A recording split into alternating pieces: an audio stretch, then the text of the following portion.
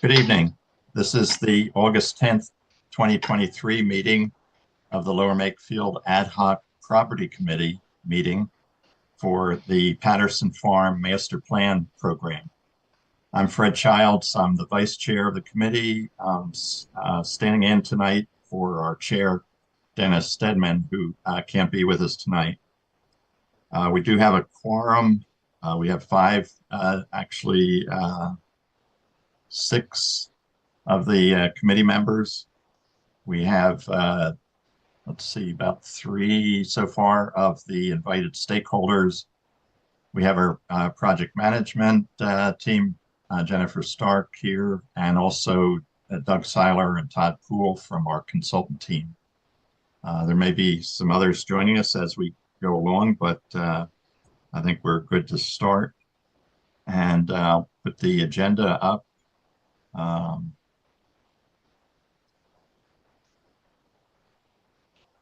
Just a second. So we have a fairly full meeting agenda. We'll have some project updates and information from our consultant team, but our first item of business will be approval of the minutes from the July meeting. And also just to mention, as you can see on the agenda for those who may be watching online through Facebook or YouTube, there's information at the bottom for those who may want to make a public comment. That'll be the fifth item on our agenda later on. We'll give you a heads up when it's time to call in on those at that time. So, Beth, do you want to take the meeting minutes approval? Sure. The meeting minutes of July 13th were distributed to the committee members. If there's any comments or changes, I'll take that up. And if not, then I'll entertain a motion to approve. Motion to approve. Thank you, Ron. Seconded.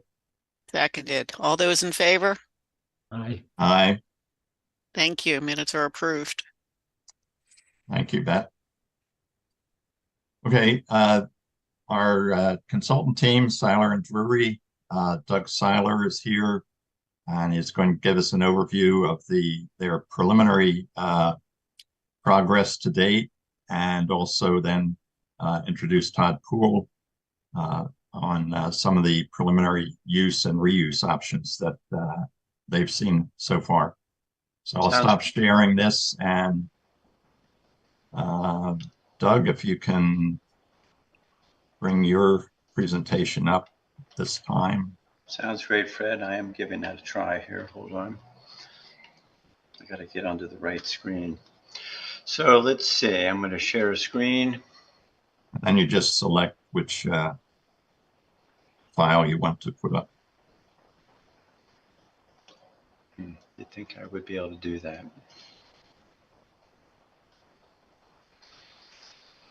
Not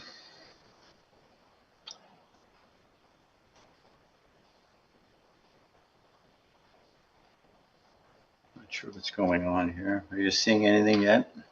We do, but it's pretty... Yeah, I see that. It has a problem. Just went black for you all, did I presume? Yes. Yeah. Okay.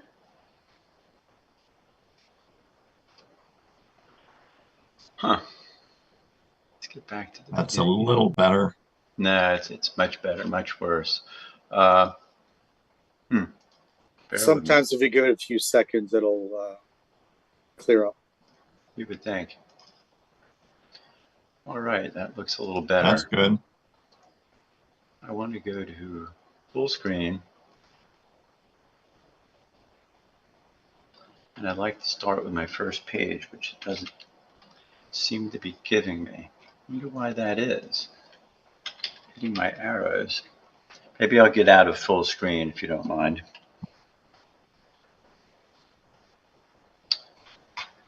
Wow.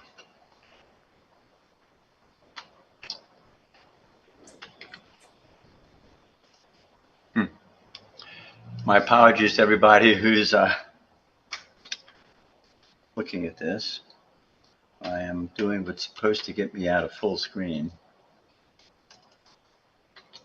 Seems a bit frozen. Hold on.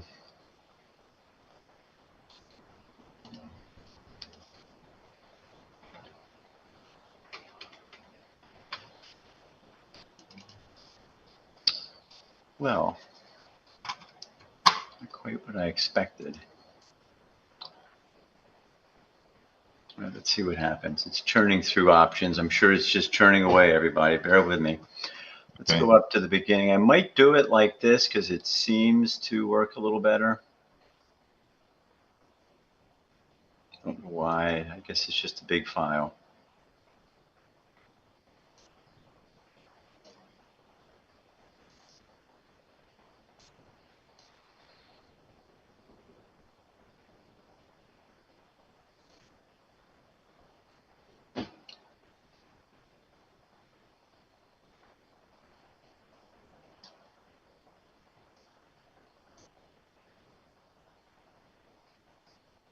I'm getting closer.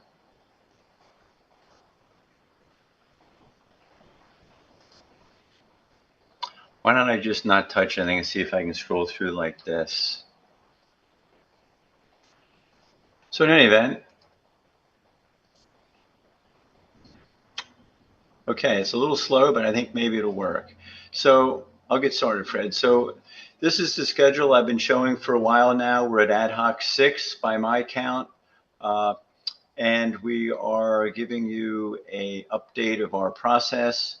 Todd and I are somewhat parallel paths that we link back and forth. And by the next public forum, which maybe Fred, you'll talk about potential dates later this evening, we will be sharing with the ad hoc working group sort of alternatives and options, but at the end of the day, I expect to have options for each building as we go forward, because this process is really meant to be living and give you all the tools as a community. This drawing seems to be the one that's a hiccup here. I might skip past it. It's the site analysis drawing. You've seen it before from Simone Collins. So this first few slides are summary pages. I just thought I'd share for those who either don't remember at all or are coming in for the first time, but we've been analyzing the buildings and their context to the site, the region, from a land use and a land use economics point of view. I'm an architect. Todd Poole is a land use economist who'll be presenting after me. Last ad hoc, we focused on historicity and how historic preservation and how that relates to National Register nomination, et cetera, and your HARB and your Historic Commission. And the sort of one phrase conclusion was it makes sense to declare the historicity of this site through a National Register nomination of some sorts, and to define it perhaps as an extension or a close ally of the existing Edgewood Village historic district that you see in blue there. I'm going to just talk through this with, even though it's fuzzy because I think it's taking a while to download, my apologies to everybody. But this is, again, a diagram you've seen before. It was the concept from 2 meetings ago, the idea that there's 4 areas of influence at this site: farming, a arts focus around Patterson, and a farm heritage focus around Satterthwaite, and the idea that the area around the Satterthwaite mansion, for a variety of reasons, could be disconnected from these buildings because of proximity, location to the road, potential for separate access. And in this diagram, the next one which looks like it'll be a little clearer, I'm going to talk about some of the flaws that were with this site. This one implied that perhaps we could extend this D zone along the road, but as you can see by this red line, that's within the agricultural easement. We've been learning over the last couple months that it might be harder rather than easier to amend that. We also talked about moving the compost pile to a different location and perhaps bringing this easement back on Stony Hill. Again, that has some hiccups. So I want to talk about sort of where the direction is going, so you'll get an idea. And this diagram is to ask the community questions, to feedback either through your committee friends, colleagues that you know, or through me, through emails. But here's where we're going, that the compost can work, it sounds like, on this site if it's used for farming operations. So we could relocate it from where it is, which does, we feel, have a less than ideal impact on the use and experience of the Satterthwaite outbuildings. Whether this is the right location or somewhere else is to be talked about. It can be used, it can be relocated within the easement if it's used within the easement. Alternatively, perhaps there is a detention basin here which has some value. We could reconfigure it so it's a little tighter up at this end and less adjacent to these buildings, and use it perhaps for compost only. So that's an ongoing discussion. Another ongoing discussion is how will farming implements and perhaps compost equipment, if it even remains on this site, enter the site. Currently, they come in here by the Satterthwaite house. We don't like that because it's interference with those that might be using this in the future, conflicts of pedestrians, visitors, and big vehicles. We're proposing instead to extend this drive that you all know, that historical connection to Darley Langhorne Road. It looks doable. We've sort of abandoned the idea of coming through here because that easement no longer exists. Maybe it could be negotiated back, but that's our current thinking. Another current thought is that the scale of the road into the Patterson Farmstead, as you all know, and it's delightful, it's a single lane road. So currently traffic, as you come in, you loop through, you leave out through here. We like to consider keep the scale of the narrow road, but have pull-offs so that when you see a car, you pull off. Or we make it a double lane road. That's a community design decision. I think that parking within here is less than ideal.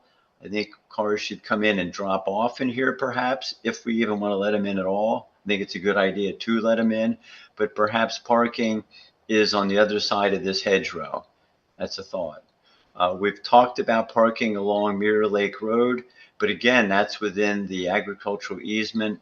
And we're learning that that's not such an easy thing to negotiate with the easement holder. The barn, which I'll show you some plans of, there's some benefits to its having an entrance from the back to the upper level. You know, perhaps a drop off is acquired there. So the question for the community is the scale of this road, location of parking, and is this its own driveway where cars don't come in and out the giant loop? It's in, out on each farmstead, somewhat different, though there might be pedestrian trails and should be through the easement area. It could be there's some limited access for cars. That's a talking point. So there's a lot to chew on in this site plan, but even though this is a building master plan, my view is understanding that context helps with building use. The next slide is just, I'm going to go over sort of what's been accomplished since the 2 ad hoc meetings ago. The last one we focused on historical, and I think we made great progress. Tonight I want to talk about building, some of the options we're developing, show you the process that we're using for that, and the process of how we're turning that into dollars and cents so the township commissioners can start thinking in terms of budgets. We're also going to talk a little bit about governance for the overall site, and Todd can touch on that based on precedent from other examples that he and others of us at the some of our discussions of late between the consultants have come up with. As you know, Patterson's got 9 buildings from the well house to the main barn. Satterthwaite has 6, I believe it is, from the main house. Pretty good gap here. to the main barn and this tool shed, we call it. I'm going to sort of fill you in on our process, show you examples of 3 buildings, although I've looked at all 15 buildings in an overview just to get a ballpark of where numbers might be. And by numbers, I mean square footage and dollars. So I'm not going to give anybody a heart attack tonight, but I think some revealing of where dollars might be going is of value, even though they're in flux. So the equipment garage is one that I know Todd maybe will be talking about later. So I'm showing this, Todd, in case this is of value to it, but you all know it. It's in the Patterson farmstead. Oops, wanted to show this drawing next. The elevations, we've surveyed all these buildings. Plans, it has an upper level, stairs up, dirt floors, stone foundation. It's crumbling a little bit, exposed studs. Here's a what if scenario where if the glass, so I've looked at each building from 3 levels. It's stabilized repair in the short term. It's kind of your first year's budget, the first tranche of spending, and I'll show you where I am with that. Then there's each building may or may not have A, B, or possibly a C option for reuse options, and with a budget associated with them. And they're kind of in increasing levels of completeness. So this equipment garage could be anywhere from just cleaned up, painted, stabilized, left with a dirt floor, get rid of the groundhogs, or what I'm showing in this sketch, a full fit out, which is glass in the front, rework stairs so they have their own entrance up, ADA bathroom, lease it as 1 or 2 spaces. I'm using the phrase lease as business or studio to keep our options open, keep Todd's options open, and your all options open in the future. I don't want to like steer you by saying this is an art studio or this is a blacksmith shop. This is the cost and the scope and the square footage that you get if you make it 2 little pop-up studios, lease studios, or maybe this wall's not there and it's 1 big meeting room. But either way, the elements are there. And that translates in the next slide. And again, I have this for each building in kind of a draft form where, and this is a format, not final numbers. I'm still tweaking them. But this building has some structural repair issues. It's got carpentry issues. It's got groundhog holes. It's this line there, again, hurrying to get together tonight. It's a typo. That should be painting and, exterior trim painting. But basically, you can spend $50,000 getting this thing stable, painted, windows repaired, in good shape. It'll sit that way for years. Long-term repairs A is just put in a concrete slab, bring in some power. Maybe you put in a sink, but that's another tranche of money. And then the last tranche is the full fit out. These are the dollar amounts for each category, and they come back up here cumulatively that, by my preliminary math, you could spend $290,000 on this building, making it full boat, modern, insulated, watertight, bathroom, concrete slab, glass, heated, cooled. These are the costs per square foot. And so that's the attitude and the format I'm using for each building. And I don't want to get hung out to dry too much on numbers tonight. I think it's valuable since we've been working together as a consultant and community long enough for you to me to show you my process. The equipment garage or the tenant garage is an interesting one. I thought I'd throw this out tonight for discussion. You all know the building. It's 1 room inside. It's a cute building. It's got metal siding, new roof. Most of the buildings have roofs from the townships putting them on, which has been a godsend. It's 1 big room. And here's some options for what we might consider. So when I come to my spreadsheet at the end, you're going to see it's short-term repairs. Option A is just keep it as storage, but it's tight and dry and has power and lights. And option B is something to consider where it's a good size for exterior toilet rooms. If this is a launching pad for people to come and enjoy the site, you need bathrooms. So, rather than a prefab concrete shelter, maybe we modify this building as toilet rooms and some options of how that could be done. Again, on this building's option, costs, short-term repairs. Option A is pretty much basic power, lights, painting, window repair, door repair. So these are additive, and then full fit out bathrooms. I think my numbers are high here. You can see when you come back to cost per square foot, it's not too bad getting it good and stable.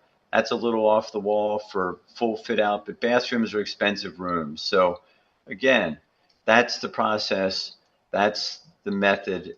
And this is a toolkit that you all, as you go forward, you might say, hey, a grant opportunity has come along for us to use this building.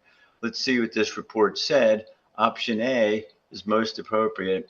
What kind of budget do we need? That's what I'm trying to give you. Excuse me, And Doug, then- I got a quick question for you. Sure, John. For the bathroom that you're showing here, would that be Yes. connecting to the current septic system? Would that be connecting to Yes, the township? that's a good question. So these are for just outside the building envelope itself. Jim Majewski and I have chatted a bit, but I haven't had the time to really pursue it, is coming up with utility costs. I think there'll be a narrative strategy on that also. Like, for instance, say one building like the equipment barn or the pack house comes online before much more comes online. It might be you elect to do on-site septic. You might stick with oil heat. I think the one thing I kind of do feel is going to happen in all cases is new service will come in, a transformer will be set for each farmstead. You'll pull off from each farmstead with a meter so that you can monitor, and if you have tenants in them, you can get reimbursed for it. I think sewer and water and fuel source for heat, like some of them are perfectly fine for heat pumps, but the big main barn is a heat pump building, makes me a little nervous.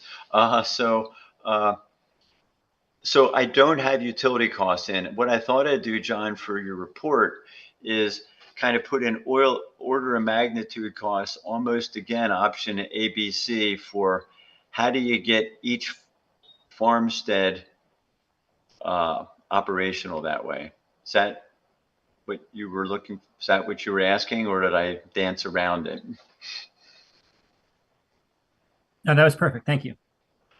So let me show you one last example. I know I'm going fast here, but it's partially, I see almost much of my presentations is a precursor for Todd, because the income part's the most interesting or the most critical. Mine is kind of, these are going to cost money to fix them up, and you're going to do it in implemented stages, and you're going to, mine's kind of, I'm just sharing with you the facts that you kind of already probably know, but you just don't know the details.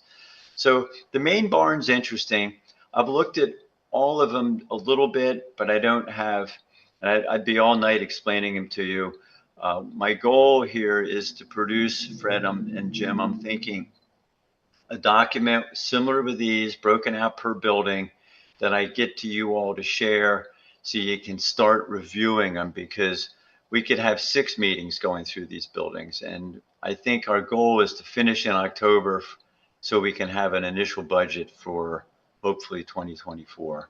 But this main barn, we'll talk about a little bit. You all know it. Its inside is fairly rough. This last bay, this is looking at the north bay. It had some failures over the years. Actually was added on from the original barn, just like the west bay was. But your building still consists of bents. These are bents of heavy timber. It's a beautiful space. It's interesting. The character of the wood inside is what sort of takes your breath away. And in this barn, I want to talk about this character and how we think we keep that, and how that's a little bit different from Satterthwaite barn. The lower level has pretty good height. There's a forest of columns as farmers and people over the years have sort of propped it up. Going to the next, you all know we've drawn it. And here's this next slide is of lower and upper level. a what if scenario for how it could be used. I'm not sure if I can zoom in here without crashing the, oh, here we go. So the lower level, I think what's important to me on this is, it's got a, with the existing buildings and modifying them, I like to roll with what you have. I don't like to change things dramatically because you pay for that and you're fighting, especially when things are historic. So I'm seeing a structure of this is this exterior bay remains that way. If the Patterson Farmstead is a village of activities that people come to as a destination for events, for whatever, this could be kind of a porch that relates to that. I haven't been in this area. I assume it's just a big shed. It kind of could remain in my mind as a workshop shed. This area behind here was an addition on the original barn being here. This is an addition, stone walls, mechanical, utilities. Two rentable spaces on this level, could be subdivided more, but I see one studio here. I can give you sizes, but they're on a piece of paper to my right here. A bathroom, water fountain, but an entrance from the lower level that gets you up top. So I'll talk about the top in a sec. I think this is important. So the upper level, if it's a big space, relates to the village courtyard. And then this area, as Tim B, the structural engineer, calls it, we regularize the structure, sister things. We can get 100 pounds loads upstairs. So that's another tenant area. So you come in, go upstairs on the side over here, which I don't know how to scroll over too easily. You arrive into a lobby that's at the top of the bank, which again, I think ceremonially wise, if this is a big event space, getting some kind of drop off up here is a good idea. I would be inclined not to have parking there, but more for accessibility. Come in, bathrooms, elevator, stairs down, enter a big room. Support space off the big room. And then there's a loft, as some of you know, over on this side, stairs up to the loft. You could compartmentalize under this and put smaller little meeting rooms, classrooms in here. So if someone wanted to use that for a teaching studio or a lecture space, or have it relate to this, those are sort of talking points. And then one last slide, and then I'll pause and we can go back and talk it. Doug, I'm sorry, Fred. Yeah. could you just go back to that diagram, the floor plan? Yes. So on the upper level, what you're showing there, so we all understand the larger portion of that where it says loft and the other, there's some dashed lines and so on, that you're showing now, that is has a floor on it. That's part of that whole second or upper level. Yes, essentially it's about 2/3 of the upper level as you experience it now. These are the vents I was talking about, those dotted lines, Fred. And it's, the full width, but there's a loft here. My instinct is to put a kind of a glassy wall or sliding barn doors wall so you could use this as a separate little space. And this is still a huge room. I've got the numbers handy, but just not on this screen, I'm sorry to say. But essentially, you come into a lobby, you enter into this big room. Okay, thanks.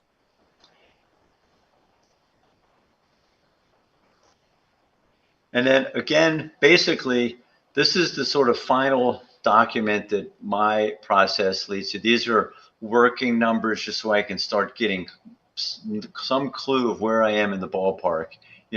Short-term repairs for each building, Patterson Farmstead, Satterthwaite Farmstead. It's, my current numbers are something under $1 million. Seems like a lot of money, but each one takes some money to get them painted, siding repair, windows repairs, watertight, structural repairs, nothing too over the top. And then all things that are preservation related, like the National Secretary of Interior standards are for buildings that aren't being immediately used. It's preserve them so that when they're ready to be used, they haven't gotten any worse. Then option A and option B. Option B in all cases is full intense use, like the full barn at Patterson and Satterthwaite, you know, the public bathrooms I described, the full equipment barn, you know, it starts to get north of 5 million full build out, all buildings. That's without utilities. Again, they're my working numbers, but I thought it's probably good for you to start hearing some cost reality from my end. And then, but then the tools you're going to get when this comes to you will be cost itemized, so you can kind of track it back and say, well, where did it come from? And that's kind of where I thought I would pause tonight, Fred. It's to give you a glimpse of where I am, is what my intent was. Any questions from the committee or the invited stakeholders at this point? Doug, quick question. Is there any allocation for parking? So if, you know, for these varying uses, if it's 5 per 1,000 square feet parking or 7 or 8, whatever it is, have we taken that cost into account? No, it's kind of my next task with Bill Collins' help, and a little bit from Jim helping me with utility pass. But I'm going to go back to this slide to answer that. What I'm visualizing you need is, for us to talk about the buildings, you need some context, and to talk about whether you're going to spend, you know, a significant amount of money for tranche 1 even. It's deciding what's in this first spend. Is it parking? Is it realigning pull-offs? Is it bringing in utilities? Is it choosing a building, or is it just stabilizing everything? Those are all good questions. What I thought I'd do is similarly give you the full build out costs of like what this attitude costs, what a parking lot there costs, and what type of lot it might be. Be nice if it could be gravel, but you know, and similarly on the Satterthwaite side. But the short answer is no, my numbers don't have any of that, no site cost, but I kind of thought I'd give them to you just to give you context on making decisions.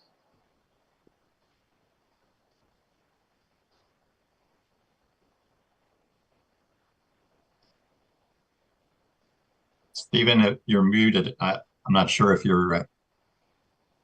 Fine. Sorry about that. I had clicked it. I thought I got it off. If I may, a suggestion is, when you have listed some subdivided spaces, you called them studios. I would ask that in order to keep some feathers unruffled, that you do just call it a subdivided space, A, B, C, Tenant area, yeah. Instead of calling it out as a studio. I mean, it might eventually turn out to be that way, and that's the most effective cost, effective use. Yeah, I did kick that around. It's a good point. Mainly, it's the Patterson side where I was. You know, I understand. Okay, the other, let's say, input about the parking, having the parking along the road, as I had talked to you before about. I know it brings up some problems and difficulties with the agricultural easement, but I would suggest that, because it does have the buffer or the hedgerow that's between that space and the main fields that are usable as agricultural, and would actually make it quite difficult to farm that way, that calling it out as a space for temporary parking, even temporary parking of agricultural vehicles, or having temporary storage of trucks who come to pick up large batches of the produce, would be debatable in terms of using it as, quote, parking, but in this case, agricultural parking. Yeah, personally, I think it was a good observation you made. Why bring cars into this site? Let's keep them at the edge, and you walk. That said, Bill Collins feels that it should be an easy-ish sell to negotiate that use. I think the current writing of the easement, as Jim and Dave have been learning with some phone calls I've made, it might be, it's not as easy as it sounds. There's a couple of things that I'm thinking strategically. And one is I want a plan that we say is achievable. Like, in other words, I don't want to say, let's put pole barns there for the farmer and compost here and bring a road in and park here and do all kinds of, and like, say we can do a land swap from this to here with the easement if they're just a fantasy. So I do think that there's value in showing, from a consultant's point of view, what we think makes sense if in a perfect world. But I want to keep it somewhat grounded in reality. And I think that's a good spot, because what I liked about your notion there is the idea that it could be a trailhead for people so they don't come in and burden this with traffic if all you really want to do is walk the trail to Edgewood Village, So, trailhead aspect of this site's an important one in my mind. But even the trail itself is not a slam dunk if I listen to Jim and Dave. Doug, are you thinking that your parking lot proposal will eliminate all traffic in the Patterson Farmstead? I was thinking that it's people come in, if we do the pull-offs and keep it as a 1 lane or we make it a 2 lane, people might park here. They might drop their kid off and pick their kid off. But if you're staying, we don't park the 9 or 10 cars in here that are parked in there all the time. Drop off only, or don't even bring them in here. Just bring them in for special events. But that was just a thought. Is it not a good thought? I don't, no, well, given that a lot of my artists and students of whatever age are going to need to bring in supplies from their cars, that's a long way. Yeah, drop off implies pickup as well. So it's kind of like pull in, short-term parking, unload your stuff in the perfect world. But it gets awful dark up there after daylight savings. Yeah. So I think Bill Patterson agrees with you. This is my rectangle, not his. So he thinks parking cars in there is just fine. I think that once you've got studios and uses, or, woodworker shops or other businesses in some of these other buildings, it might get a little denser than you want it, unless we look for other spots to put a little, it's kind of the collision of cars and people and crushing roots of trees and that kind of stuff that I'm worrying about. But it's one of those things that the building report doesn't care where the parking lot goes. But I think you all do. So, and my plan here is, even though I'm focusing on buildings, is to give a groundwork that you all build on. And so I'm floating it out as an idea, where Steve's idea is this, I'm here, Bill's there. So it shows it's a tough issue. Jim or Bet, is that impacting the septic system at all there? Septic system is on this diagram to the left of the hedgerow. Over here. Yeah. Okay. Okay. So Bet, that manhole that's right here by the well house, yes, is that then go to a drain field? So these buildings have an actual drain field, or is that a septic tank that they pumped? Do you know offhand? There's a holding tank. Which is what that is, probably. Well, that is not the holding tank. The holding tank is actually in closer to the hedgerow, to the right of the hedgerow where the bend is. I see. And then the septic field, what I've been told, is to the left of the hedgerow. There was a septic tank that went out where that parking lot is now designated, but I believe those connections have been severed. That would go to the downstairs bathroom. Would have had a lateral out to where you have the parking lot, but I see. I believe that's been severed. Any other questions at all before we give Todd the floor? I have a quick question. Upper left by Stony Hill, you have a red X on that driveway that went to the old greenhouse. Could that be, if we're going to put a trail on the property, couldn't we just have parking there, since there is already a driveway there? Oh, that's interesting. So I understand. So Bill Patterson's, landscape planner's view is this is great for many reasons. A, the trail comes in because it kind of links to the new homes over here, but the idea of, to take Steve's point, parking at the absolute perimeter, either on Mirror Lake or up here, which I hadn't even thought of, is a good strategy for this site. And whether vehicles come in or it's just a trailhead, it's again a thought to pursue. But Jim tells me that this easement no longer is held by the township, and that the owner of this land may or may is leaning towards not granting it again. But again, I don't want to suggest things that are unachievable. But I could put it out there, John, as if possible, this is a good idea kind of notion. Thank you. Because this is a nice walk along that edge. Yeah. And Doug, if you extend the access drive to connect to Yardley Langhorne Road, are you cutting through any wetlands?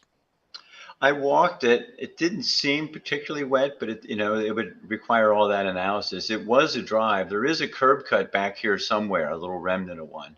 Whether it's dead straight on or not, I couldn't tell. It's kind of near the point. But it didn't seem particularly wet. I don't believe there are wetlands where that driveway is. Yeah, there I would tend to agree.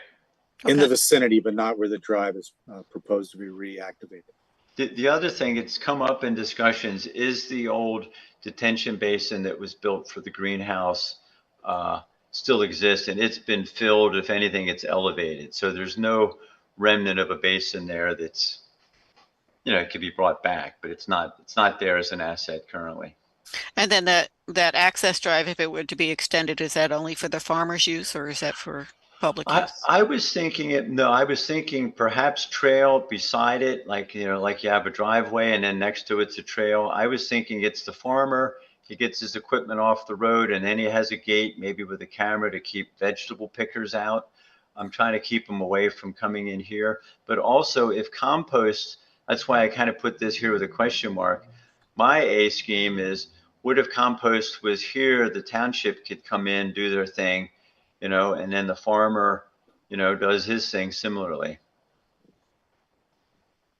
It possibly could be public. This isn't really I'm just asking. Yeah. My effort's not an overall master plan, but I think knowing that we're not lying to ourselves when I say don't bring big vehicles in here, there's at least an option for how they could not come in there. And I'm thinking this is it. So it's a separation of use. Yes. That's the green road is Farmer's Road, and the purple and red are visitors and users of the buildings roads.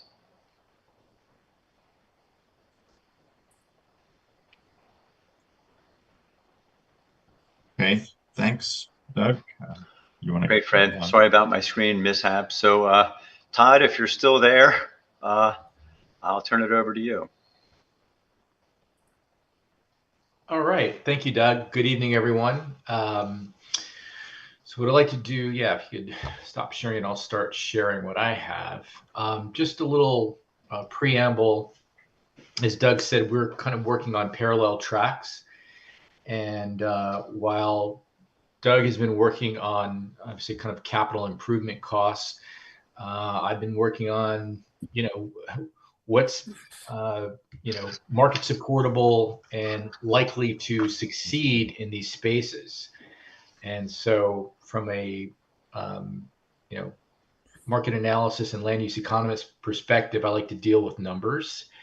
And with that said, I want to share kind of the working spreadsheet or model that I've developed to do this. Can everyone see my screen? Yes. Okay. It's going to be a little bit more boring than Doug's presentation because, again, I work with numbers a lot. So welcome to my world. What you have on the screen right now. Hey, Todd, can you go full screen, or is everybody seeing a full screen image, or is it just me that sees a partial screen? Can you just focus on the part that's has text or numbers there. Yeah, let me see. Hold on. How's that? Is that better? That's better. Yes. Okay. I'll try to expand or enlarge each one of the tabs as I get to it. What you have in front of you should see, it says Patterson Farms, revenue sources. Right now, this is the current budget years that I receive from Jim per the budget. Jim, thank you very much. And I wanted to spread this out just to get an understanding of what today revenues and expenses look like. All right, so you have on the left-hand side the revenue sources, everything from interest earnings, rents, royalties, which would include Charland Farm rents for the land it farms, as well as inclusive in those numbers are the rents from AOI and Colleen Adder's little artist house. And there's actually approximately a $25,000 number in there that's actually going away. Actually, I took it out for 2023. That was part of the greenhouse that was operating, which is no longer operating going forward. So that's been taken out in 2023. So these numbers are, and you can see there's a deficit at the bottom. So this is kind of like today, right? What's going on today. So what I wanted to start with was that. And then go over, I'm going to make this bigger. So is that good? Everybody, you see that? Yes. Okay, Yes. great. I know there's a little bit of a lag here. So this tab says future operating figures. Okay, and I'm going to get to like how we got to these numbers. But what I'm going to show you in a minute is that I'm looking at the future, and I'm assuming my future for this purpose starts in 2026. I mean, that could be 2027, but I picked 2026, 2027, 2028. And I've carried over some numbers from the current budget, such as the interest earnings, because who knows if they'll change or they'll be higher or lower. So I just kept those. And then what I've done is brought over what I know to be true in terms of the Charland Farms lease revenue, at least as it currently exists, and is expected to remain constant over the next few years.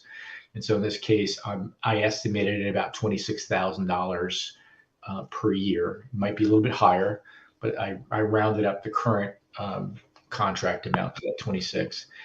And then all these other numbers that you see, and it's still, this is still a work in progress. So I don't have everything on the Satterthwaite farmstead completed yet. I'm still working out some numbers. But you'll see I've got these different years for the Jenny Brown house, which is obviously AOI, Patterson Farm Hay Barn, Equipment Barn, Pack Ice House, so on and so forth. And you see all these values, these revenue numbers, and then what they add up to at the bottom. Right. And then I have the expenses, which I still have to flesh those out a little bit more to get to an appropriate either surplus or deficit. So how do I get to these numbers? And so this is, I'm going to blow this up more so you can see it. What I've done, and using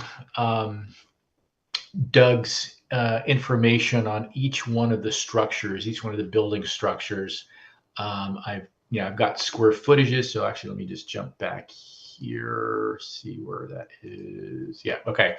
So on this particular tab, what I've done is for each one of the structures in each farmstead, and you can see here where my cursor is, and I've got these noted. So for Jenny Brown house, it's 2 floors plus attic, not attack, at 3,665 square feet. And then the Patterson Farm hay barn is 2-story unfinished, 2,160. Those are taken directly from Doug's information sheets for each of the properties. So I'm using that square footage because in some cases it matters in terms of the numbers I'm coming up with. In other cases, not so much.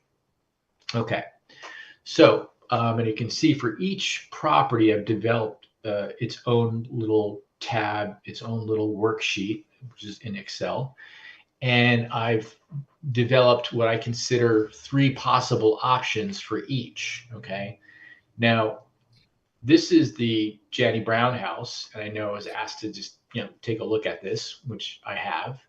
And I've given options. Basically, I've got 3 options for each one of these buildings. You may want to reduce it down to 2 options, but going beyond 3 options is really unnecessary. And so what I'm showing you here, and usually the option 1 is the option that I believe is the best use in terms of the best recommended use based on numbers, based on risk profile, and so on and so forth. So in this case, option 1 is continuing with AOI in the building. And in my estimation, that its rent will be based, on a 5.5% gross revenue basis, with a floor on that rent annually. And and then I give a risk profile, and then I come up with a estimated annual lease revenue, and then assumptions. In this case, AOI would continue to cover all annual operating expenses for which it is currently responsible. Under option 2, if AOI were to vacate the building in favor of a professional office taking over the space, such as an architectural firm, something like that, there is a prospective revenue that I'm associating with it. And that's my assumption there is based on a per square foot cost. It's a net lease number.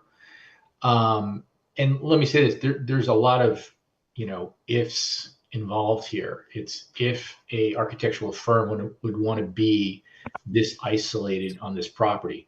I know I was asked to look at, other uses other than arts related. So this is one of the uses I think can make sense here if it were to happen. Not just any professional office would come here. If something's going to come here, it'd probably be, an architectural firm. I mean, Doug, would you not agree that a, architectural firm or historic architect could find this building attractive? Oh, it's a good building for that because the rooms are nice and they're pretty big. Right. I think any number of offices, even an engineer possibly. Engineering firm possibly, exactly. My caution here, and I've said this maybe at least in one of the other meetings, is that all of these buildings on both farmsteads are not ideally situated for professional office use of any sort. And that's for the simple reason that most professional office users want to be in a more urbanized area where there are amenities in walking distance. And why is that? Is because that's what their employees want. And quite honestly, the talent wins out when all's said and done. And so professional offices will typically not locate to a place like a Patterson Farm where it's pretty isolated and you necessarily have to jump in your vehicle to go, patronize other amenities. Nonetheless, I wanted to show this and show if in fact someone were to take interest in it, if in fact AOI were to no longer operate in the building, this is a possibility. So, and then of course there's an option 3, which I still, there's a possibility of it being sold in a fee simple manner to accommodate a particular operator's use. What that would be, again, it could be a professional office space. It could be, I don't know, or I'm seeing here a bed and breakfast business possibility. But again, extensive renovations, costs associated with upgrading the facility to meet that standard would probably be, pretty extensive and might not pencil out for that type of operation. Nonetheless, I wanted to put it in here. This is the barn. Sorry, where am I here? Yeah, this is the Patterson Farm hay barn. And can everybody see this? Yes. Okay, so option 1, 2, 3.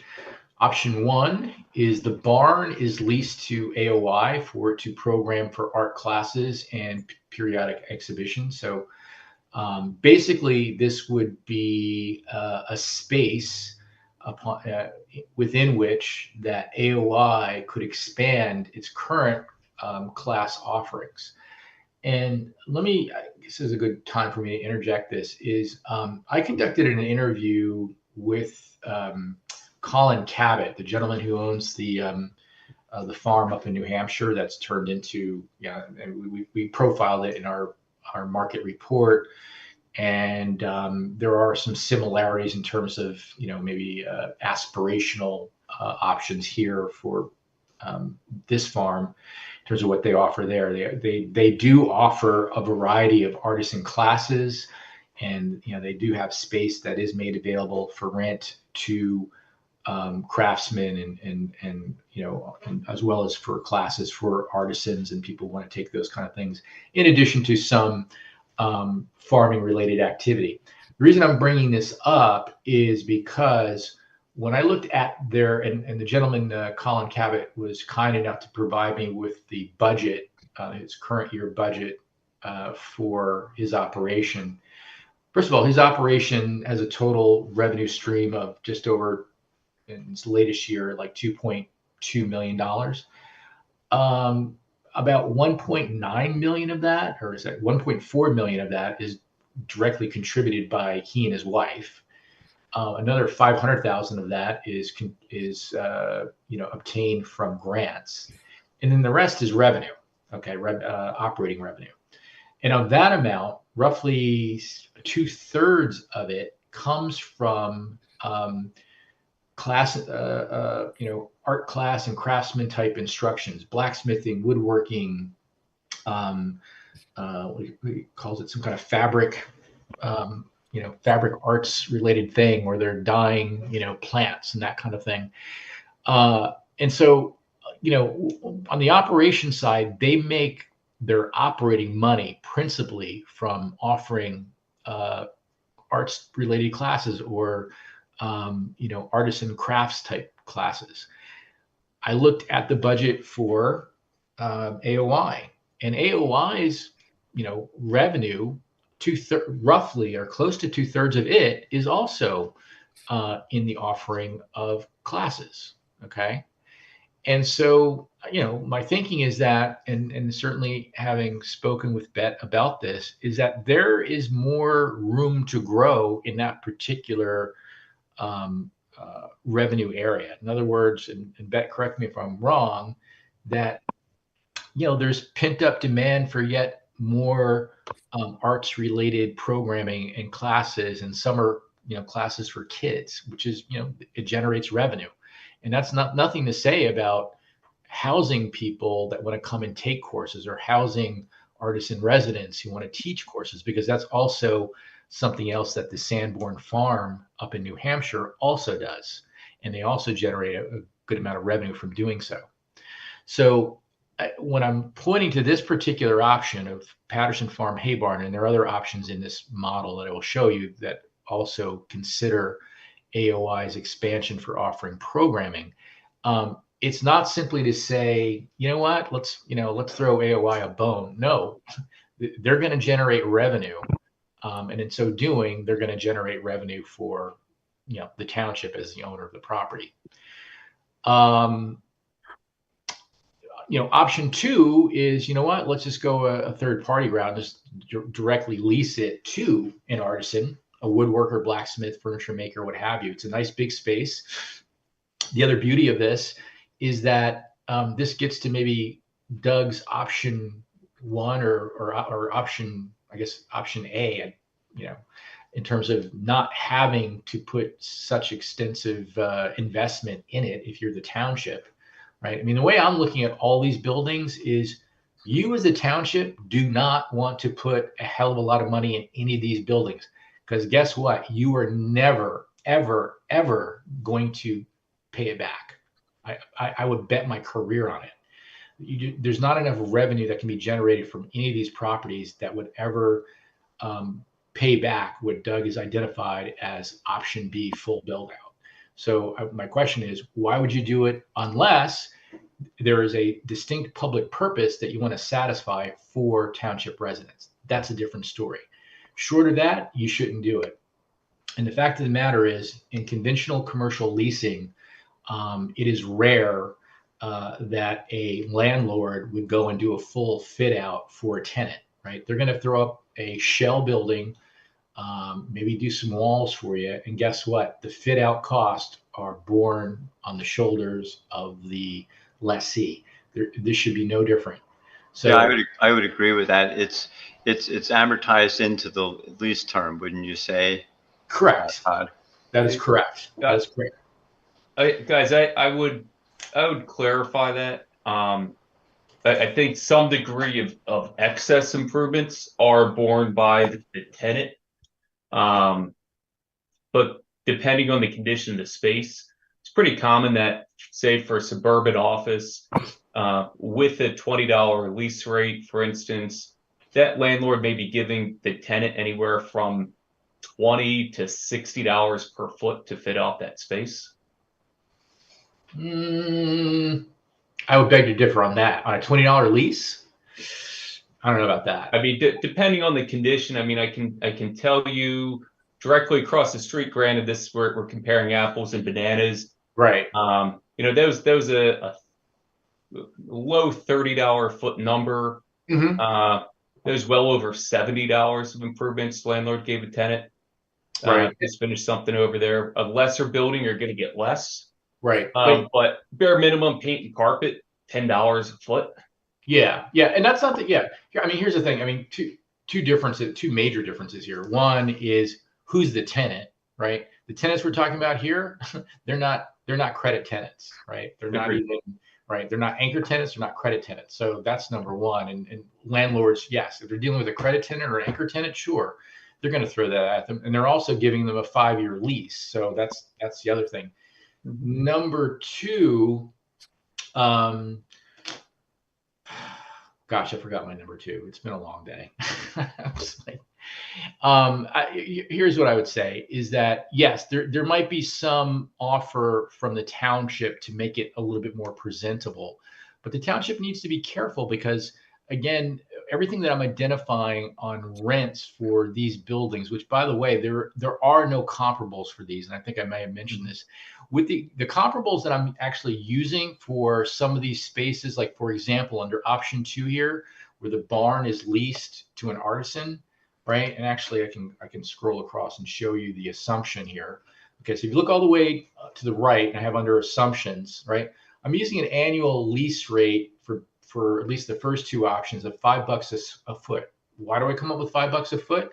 Because that's about what you're going to find for a low-end warehouse building that's old. This would be Class C warehouse space. You could probably find for $5 a foot in a not so ideal location, right? So that's my comp for these buildings. Because if these same uses could probably go into a building like those, you know, it's just a big box basically with, you know, that's older, and that's, you know, they're going to pay on a net basis, meaning that, you know, they're covering all their operating expenses, so on and so forth, which is what I've plugged in here. The bottom option 3 is at $8 a foot, because in that case, the risk profile goes up because you're going to be splitting up the space, you know, kind of along the lines of what Doug said about, you know, what do you call it? Studio space, whatever. You're going to slice it up a little bit, in this case for 4 users. And in that respect, they're going to get charged more, as well they should. But that's about all I think you can charge if you're making minimal improvements, such as what Doug talked about. And I think it's appropriate because the people that are going to come in and use this for these purposes, they're more than happy. Look, the roof's not falling in on me. It's maybe there's some insulation here, so I'm not going to freeze, and some, the lights work, and there's a heating system. Great, boom. Yes, this is what I pay, because if I went and found a light industrial building that's 30 or 40 years old, I would pay the same amount. So this is an example of what I'm doing right now and how these numbers feed back into that first spreadsheet, or the first page that I showed you. This is the equipment barn. I'm using the right terminology for this building, right? Equipment barn. Is that correct? I'm sorry, Todd, I was muted. So the previous barn is what I've been calling, I think the ad hoc's been calling the equipment barn. This is the main barn, is their terminology. So Oh, I thought, okay. I thought, all right, all right. And your narrative there under option 1 says the main barn. So you Right. have that right. Okay, got it. Okay. So this is the main barn, options 1, 2, and 3. This one, is interesting because this could be leased to a small craft distiller. And we did some interviews on this. I think this has major possibilities because the whole craft distillery business, much like the craft beer business, has really taken off over the last several years. And to get into this game doesn't take a ton of money, believe it or not. You can do it as cheaply as 30 grand, and of course you can spend as much as you want. But somebody could be in this business for under $100,000 with buying the stills and the gin mashers and all that stuff that they need to put in there. If they're running a reasonably sized operation, they're going to need a building like this that has high ceilings, has storage areas for materials, equipment, and probably a little bit of office space. And this is the kind of space that in this particular instance, I'm saying, yeah, you could charge about $8 a foot. You're getting an annual lease revenue of about $26,000. And again, a rule of thumb I'm using here is that a lot of businesses like this are not going to pay much more than between 5 and 8% of their total revenues that they generate by their business towards rent. And so if you basically divide this revenue number that you would receive as rent by 5-6%, that works out to about the gross revenues such a business would generate on an annual basis.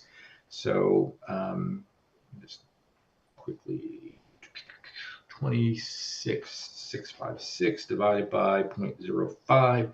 So this is about $533,000 estimated gross revenue for a business like this, that's right in the ballpark of what a distiller of this size could probably generate on an annual basis at stabilization. Stabilization meaning they've been in business for at least 2 or 3 years, and this is what they're going to generate, and that rent represents about 5% of that gross revenue. So I feel comfortable with that number. Option 2, back to AOI, kind of the same concept of allowing it to expand its arts classes, exhibition space, summer camp programming, yada yada yada. Again, $5 a foot. It's a bigger space, so they're paying a little bit more money on this space. And then option 3 is and I've certainly paid attention to what Parks and Rec talked about, needing some more space for equipment storage, possibly some programming, light children's programming. So option 3 has that. As a result, there is no annual lease revenue, and it obviously has a low risk associated with it. Here's the pack house. Just give you an idea of what I'm thinking there. Shoot, sorry. That's a little too big, I think. All right, there we go. Option 1, the ice house is, or I should have the pack ice house, is leased to an artisan. Again, these buildings, just by their very nature, and again, where they're located, and you'll note that on this side of the farm, the Patterson farmstead, I'm going, yes, principally with a artisan, craftsman kind of theme generally. Okay, so that's option 1, with a gross annual rent of $10,800 under a $5 a foot scenario. Option 2, I think, is also viable, and this is, you live in a quite affluent area. I don't need to tell you, on both the Pennsylvania side and the New Jersey side, there are people who own a lot of vintage cars, right? Some of them are just being kept as a hobby, and they're car collectors, and some people are in the business of, buying and selling these vehicles. Oftentimes, they need a place to store these vehicles that is obviously temperature controlled, and preferably in an area where it's secure. And so I could see this particular building serving that purpose for someone. Now, they're not going to be probably willing to pay a lot. I entered $3 a foot on this one. Could it be more? Yeah, possibly. It depends on who you're dealing with. If you're dealing with, just a collector, that collector is probably not going to want to pay more than $3 a foot. And even though they might be wealthy, they're still going to want to, keep that expense low. If there may be a buyer and seller of such vehicles, yeah, maybe you can push that to $5 a foot, but I doubt you go much higher than that. So, and then option 3 again is an AOI option, because basically a lot of these buildings of at least a couple thousand feet, and Bet, correct me if I'm wrong, I think you could probably take advantage of it programming wise in some fashion. Is that correct? Yes. Okay. So that's why, I haven't plugged in here. Again, $5 a foot. Same thing.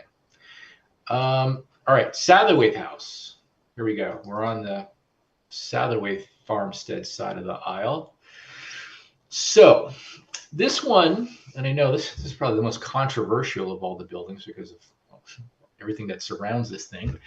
So my first option here, and let me say this is important as far as I'm concerned, and what I'm thinking is you really don't want to own this house. This house is probably the most, when I say you don't want to own it, you don't want the headache and pain of maintaining it. And oh, by the way, its payback relative to these other places I'm talking about is it's nowhere close to the payback on these other ones. And that's saying a lot because the payback on the other ones isn't tremendous, but it's something. This one is going to be challenged for you to make, a reasonable amount of money in terms of revenue on it, simply based on the size of it, how it's cut up, the historic nature, yada, yada, yada. So the first option, in my opinion, and yes, knowing that there is someone standing in the wings who'd like to buy it, and it doesn't have to be that particular individual, but it could be someone else who's operating a large animal veterinarian business, type business, who could also maybe take advantage of the bank barn or not. Fee simple, get out from under it, sell it. All right. Yes, they would have to maintain it in a standard that is proffered by the township and a whole bunch of other requirements. Absolutely. But at least you would be out of the business of maintaining this thing, which, Doug, correct me if I'm wrong, is what the most expensive property on the farmsteads to deal with?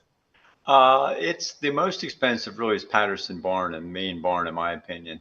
But this is probably number 2. I mean, I've got the full fit out at around $1 million as a guesstimate, but you could be half that and it'd be pretty darn usable.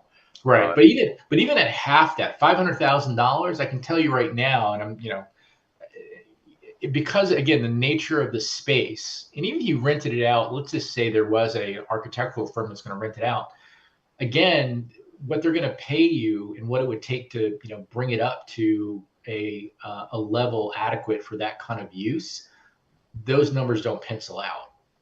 And so, you wouldn't want to put that money into it and not, and get such little rent. And guess what? An architectural firm or some other firm is going to want to put that kind of money into it, knowing that, maybe they never get it back, but okay, sure, they've got a gem of a building. And I'm not sure all that usable for, depending on how they're operating, because there would be some additional renovations needed. I mean, there's one bathroom in there now, Doug? No, there's actually at least 2. I was going to say probably 3.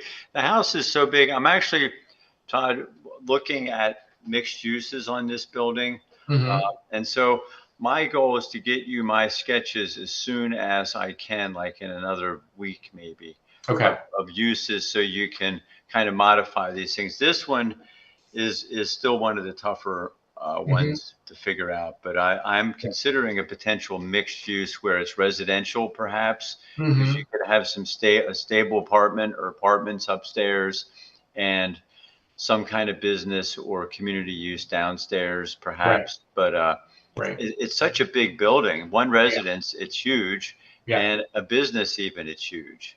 Right. Frankly, because it's all compartmentalized and Right. rambled, so it's tough to run a business in that kind Well, of that's what I'm space. saying. It's so cut up that most businesses wouldn't want to work in that space. Yeah. Option 2, and this is kind of bending or nodding towards those folks who want to see an event space or retreat facility. So that's option 2. And this would be operated by a 501c3 created by the township. And so as a 501c3 would operate it, it would not be paying a lease to the township. My assumption is that whatever monies it generates goes to cover the expenses of maintaining the building, current as well as future expenses. I didn't come up with a number yet. I'll try to come up with a number on what could be generated, but I think really the way that I have this now is no rent's going back to the township under this particular option, but the fees that are generated from doing, periodic events and periodic retreats, because you don't want to overuse it, could help, pay for expenses annually. And in option 3 is the house is leased to an ag heritage nonprofit for the exhibiting of farming artifacts, interpretive photos, and books, and facilitating presentations. And I would say that this option could possibly work if it were also coupled with the bank barn to really create like a synergistic space. So it's not just Satterthwaite House, but there's a in tandem with the bank barn to, let's say, have large farm antique farm equipment and that kind of thing in there. And really, such an organization, you're going to have to be light on the rent. So what I have here is like $500 a month, again, net lease, so they're on the hook for utilities, insurance. And guess what? Their income is coming from, people, paying the $5 or $10 to get in to see this stuff on the weekends, grant funding, and donors, philanthropic organizations that are helping to support. So again, not a lot of, it's a little bit sketchy in terms of can they make it, but who knows? Somebody steps up with a large donation and they're off and running. So that's what I'm thinking as an option 3 for that particular property. And then I'll stop here after this one. This is the bank barn building, and option 1 is, again, if you sell Satterthwaite House for, let's just say, kind of that animal veterinarian type, you'd probably end up selling the barn too as part of that operation. So it'd be a package deal. And so similar to what I've said about Satterthwaite House, you want to find somebody within about a 6 to 12 month period who's going to enter into a contract agreement for fee simple. Boom, they're taking care of Satterthwaite House, they're taking care of this barn. Option 2 is this could be a rustic event space, farm themed weddings, birthday parties, or other special events. I don't know, Doug, you tell me, is this a space where you think you'd want to have bathrooms in it, or would it be just more cost effective to bring porta-johns on the site when an event took place? Well, I think it could be totally rustic, all levels, and you don't spend much money other than stabilization downstairs. One of my options for this barn is second floor remains rustic with the siding as it is, no insulation, 3 seasons. And then downstairs has bathrooms and maybe some rooms that could open up to the outside if you had an event that's on the ground outside. Mm-hmm. It gives you bathrooms. Perhaps you go downstairs or you walk around, but it's much easier to control and heat and do with the lower level. The upper level is quite nice as it is. I think the best use for this barn upstairs is 3-season rustic space like you're suggesting here. Right. And by the way, too, this could do double duty in the event that the township wants to make this available for public meetings, right? Or for parks and rec. Right, exactly, or parks and rec. So, you could really squeeze a lot activity out of this building under this option. And I think for much less money than Patterson. I see Patterson as 4 seasons, either keep it very, very rough, or you have to go the full boat and make the upstairs 4 seasons, because this one, you've already done the envelope. Mhm. And you know, you don't want to throw away those boards in that effort. So you keep this one 3 seasons. You don't need 2 4-season barns. Right, And, right. you know, you might only need 1 barn that people go into, and the other one's just stabilized. But Right.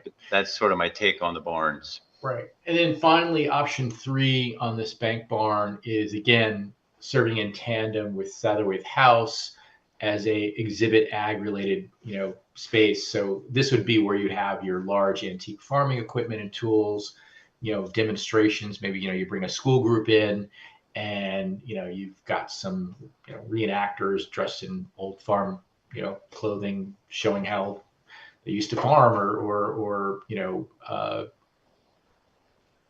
whatever clearly I'm not a farm guy, so whatever they did back then, they could demonstrate this in this building. And it, similar to the Satterway House, you're going to go light on the rent because it's a nonprofit operating this. And, if you want to make this happen, you are decidedly saying, look, I'm not maximizing what I could generate in revenue. But we want this activity. It's in keeping with the heritage of this place. Our residents want this. Fine. You're probably not going to get more than $6,000 a year, out of an organization like that. What's interesting on that, Todd, I suspect in your mind, you're thinking it's the upstairs that produces the revenue, and the real cost in stabilizing and keeping this barn standing is the real cost is at the lower level. So the upper levels impact financially is big for the cost that you put in there. Mm-hmm. And one could just stabilize the bottom, keep the groundhogs out, mothball the bottom, mm-hmm. and for not much money, benefit from using the upper level. And then when you need to fit out the lower level for expanded uses at the site, trailhead, outdoor bathrooms, what have you, you could do that. Under which, I guess I'm confused. Under which option are you thinking about that? Oh, I mean for yours?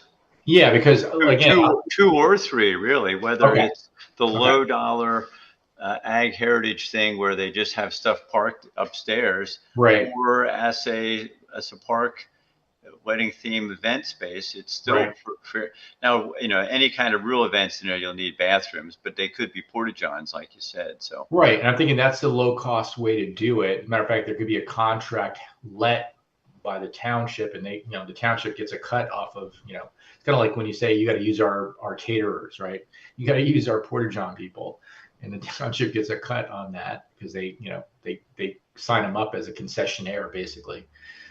So that's a low cost way to do that.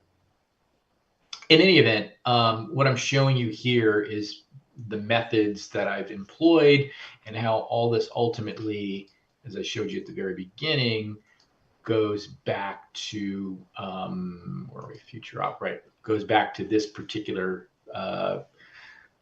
page in terms of how these numbers are adding up. So I'm still, trying to finish up here.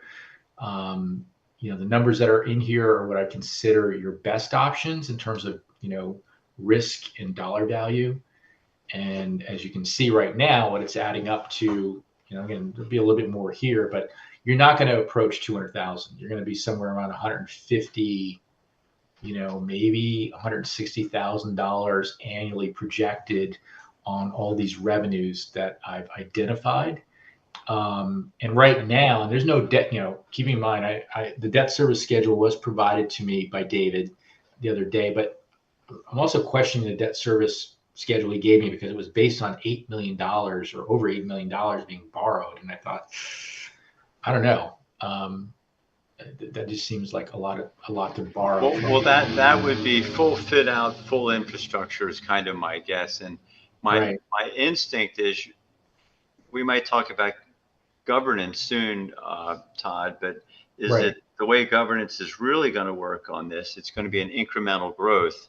And so but that first tranche of stabilization, preservation, getting it ready for, individual building sort of campaigns maybe lends itself to a first tranche that's infrastructure, stabilization, and then the other campaigns are either raised by the organization that's running it, or by grants, or by by a third party, or by a third party user. Third party lessees that are paying a Right. low rent, and they do the fit out, which is the best for potentially for the township. Right, and that's my strong recommendation to the township, unless they feel so strongly that no, we want to go ahead and do full boat fit out on one or more of these buildings. But as I said, there's no way, unlike if you were a conventional developer, you've got a business. I mean, yeah, you factor that in. You count on amortizing your investment such that you're going to get it back over 10 or 20 years. You're never getting this back. I don't think 100 years, you're never getting back what you're putting into these buildings. I mean, if you go beyond just stabilization, if you go to those full boat fit out, no. So let me just bring up a word that came up and we had a working group session for those who weren't part of it. And I brought up the word, this farm should start being thought of as a destination. It already is a destination on the AOY side. People consciously go there. And, when you hear the word destination, some people might think Woodstock, but, it's not that, but it's still a place you go to. And my thoughts on it is that if the improvements are done on the first tranche, stabilization, get them ready, kind of like a landlord might, that it's a rough shell, that someone can come in and visualize themselves there and know that it's fairly easy to move into it. You then start building a bit of a buzz around this thing so that your first couple of tenants might not be much money, but if it starts to be seen as a place that's cool and it's got some attraction, and maybe you're a compatible use that could benefit from that, maybe your rents go up on some of the later renovations. In the meantime, they're just stable and mothballed and waiting for the right time. I mean, that's my overview, but it requires real stewardship by someone running it. And you might comment on that, whether it's a pipe dream image or not, Todd, but also talk about different ways that this, the landlordship and the subleases to multiple subtenants and all might get handled best.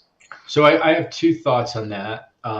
One of my thoughts is that AOY is a partner with the township to not only, I mean, obviously I think should be given, or serious consideration should be given to allowing AOY to expand into at least one of those buildings on the Patterson Farm side to increase, its programming, and in turn its revenue, and in turn more money that is paid to you. So that's one thing, but also is that AOY is there. They are an operating entity. I know I haven't talked a bit. They don't necessarily want to manage your properties, but I think they could be a partner in maybe helping to pull in more, compatible users for the property. So that's one.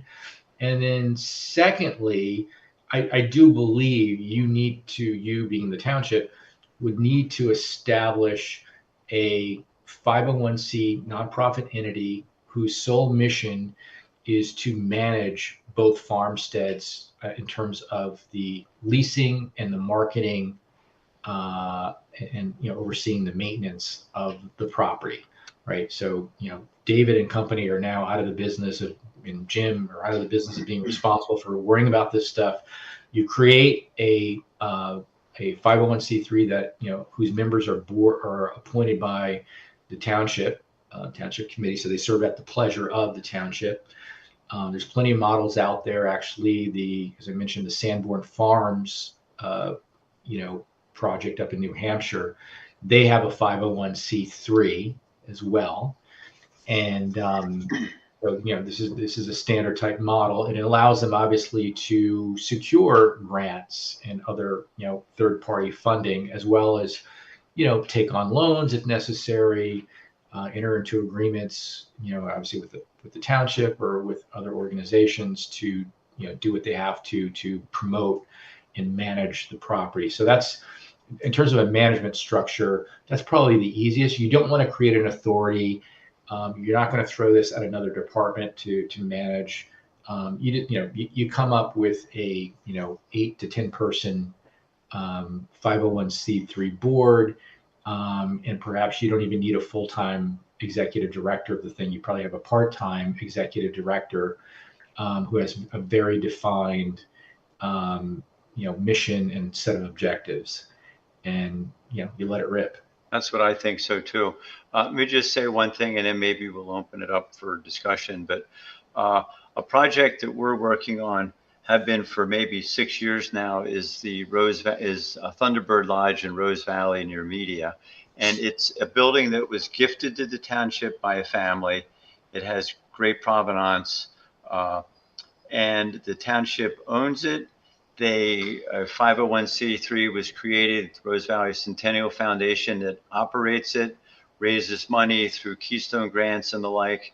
They are the ones who hire us, actually, and they pay for the expenses. And then there's a tenant, a primary tenant, that's the Rose Valley Museum, which is also a 501c3, who uses the space. They run the programs. They put out the buzz that it's like events, public events, lectures, what have you. And it's really quite an excellent arrangement. All the township does, besides own it, they happen to give $25,000 a year to the 501c, the fund that runs it. And the Centennial Foundation, we're doing a renovation over 6 years based on Keystone grants. We just got our third PHMC Keystone grant, and we got a Keystone Planning grant. So this strikes me as very similar, where AOY would be a 501c3 tenant. There could be other, like the Farm Cultural Heritage Group could be another 501c3. There might be 3 or 4 501c3s, as well as some private tenants. I think what Todd's describing resonates as the way to go. And our report will kind of make a statement like that, but it won't really flesh out. Those are all next steps for the community. Maybe we'll pause here unless you have something else to add, Todd, and open it up. No, I'm good. I'm good.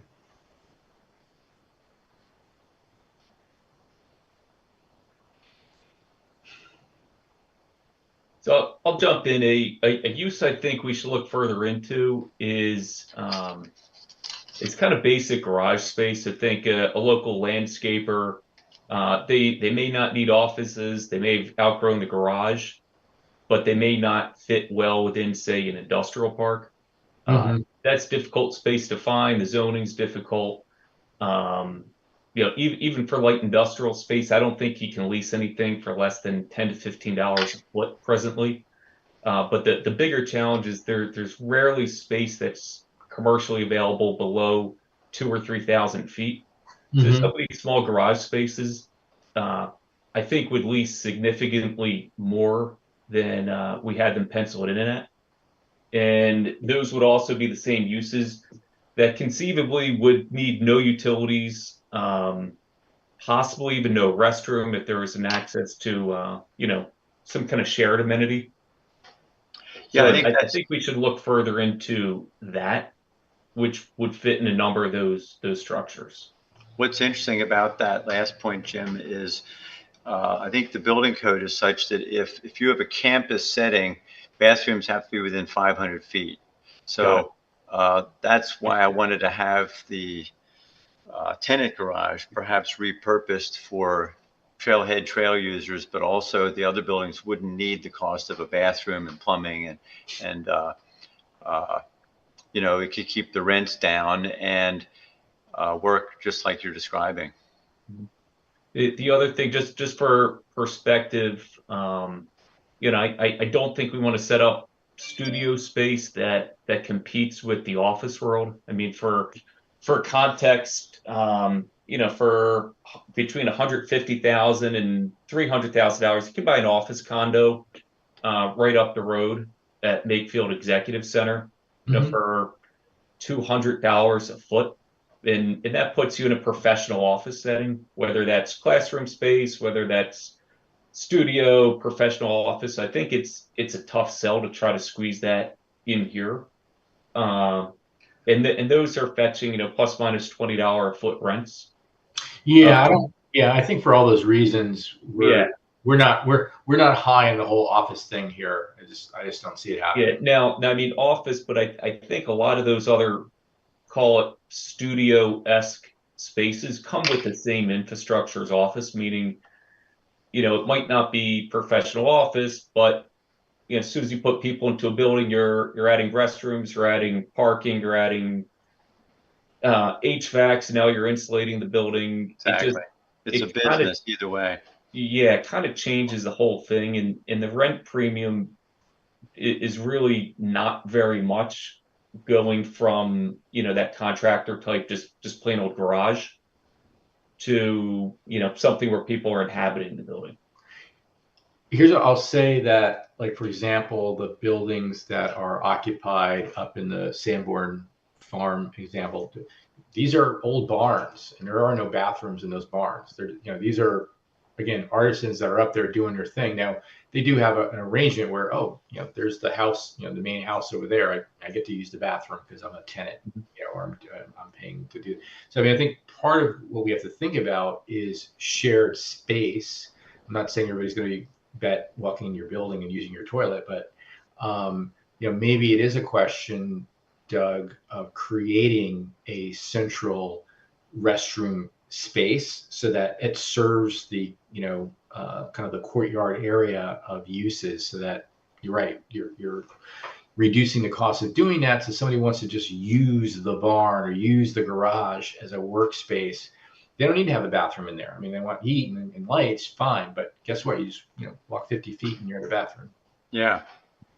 That would satisfy a trailhead or something like that as well. Yeah. Steven, just unmute. Yeah, thank you. I've made a couple notes as we've gone along.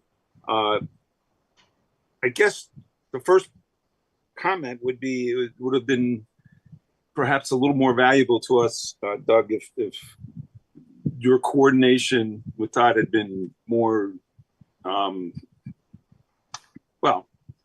direct, a lot fuller, so that you wouldn't have the discussions that you were having with him about various scenarios, let's call it, as we're proceeding.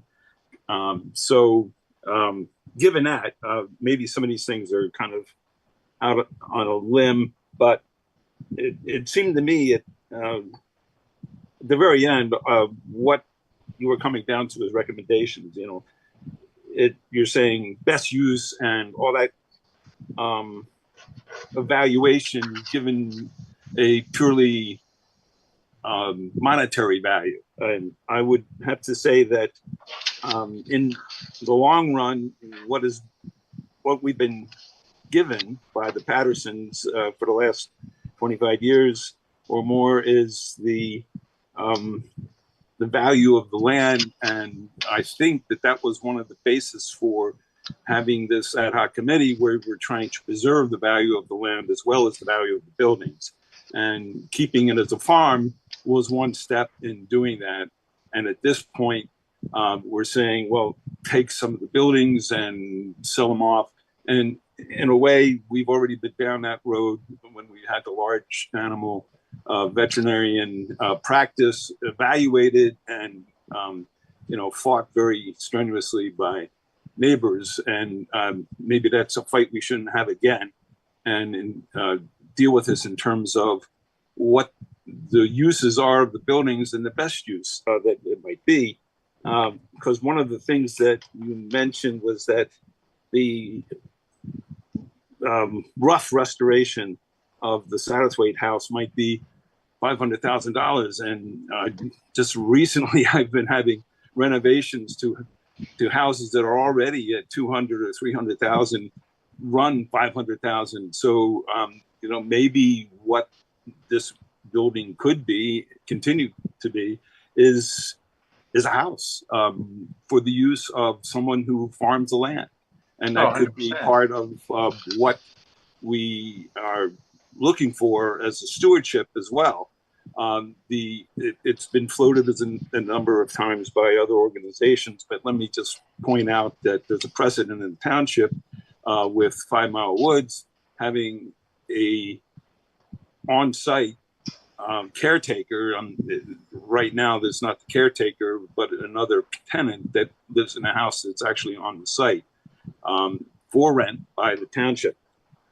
But the final thing was to go back and include a little history in any report that you give, Todd, that would be giving some kind of value to what the township has had for the last 25 years in terms of, the mulching operation or storage of some of its equipment that meant that it did not have to develop other spaces like the Snipes track or something else at greater cost, and that the value of the use by Lower Makefield Township might be looked at in terms of the amount that you would be gaining in terms of a monthly or yearly lease.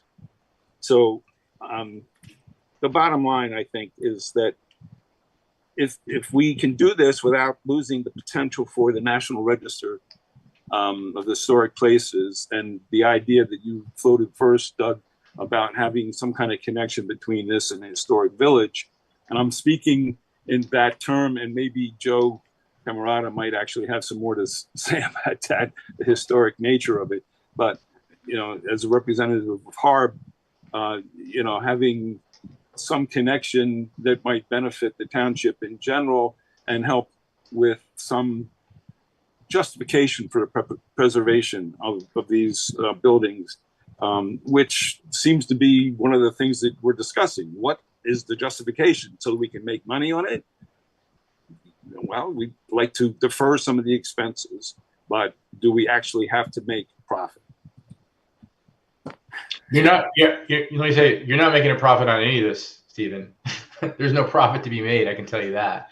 My charge when I was brought on this team was to identify revenues associated with each one of these structures that it would also be complementary or in keeping with current activities, including the farming of the land, the history, the arts programming, all of that. Everything that I've put forth thus far, maybe save for one thing, is in keeping with those, and they're it's generating revenue. In terms of preserving the buildings, or even having a caretaker slash farm person live in the house, that's fine. However, I will tell you that there's an opportunity cost for doing that. And so, like I said, my charge was to look at how we could, how you guys could generate money over and above maybe those obvious things of having somebody move into that building. And so clearly that's still an option on the table. What I've added are other options.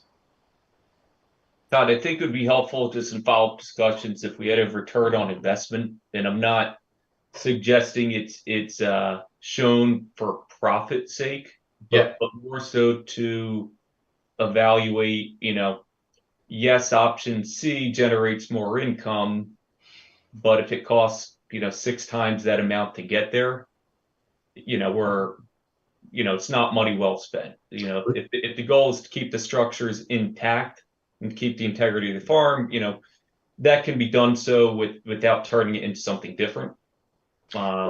Right. And this is where, like I said, Doug and I have been operating separately, but on parallel tracks. This is now where we come together and start looking at that to do exactly that.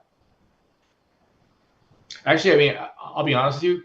I think the way we've done it is the way you want it done. We've acted independently, so we're not influencing each other.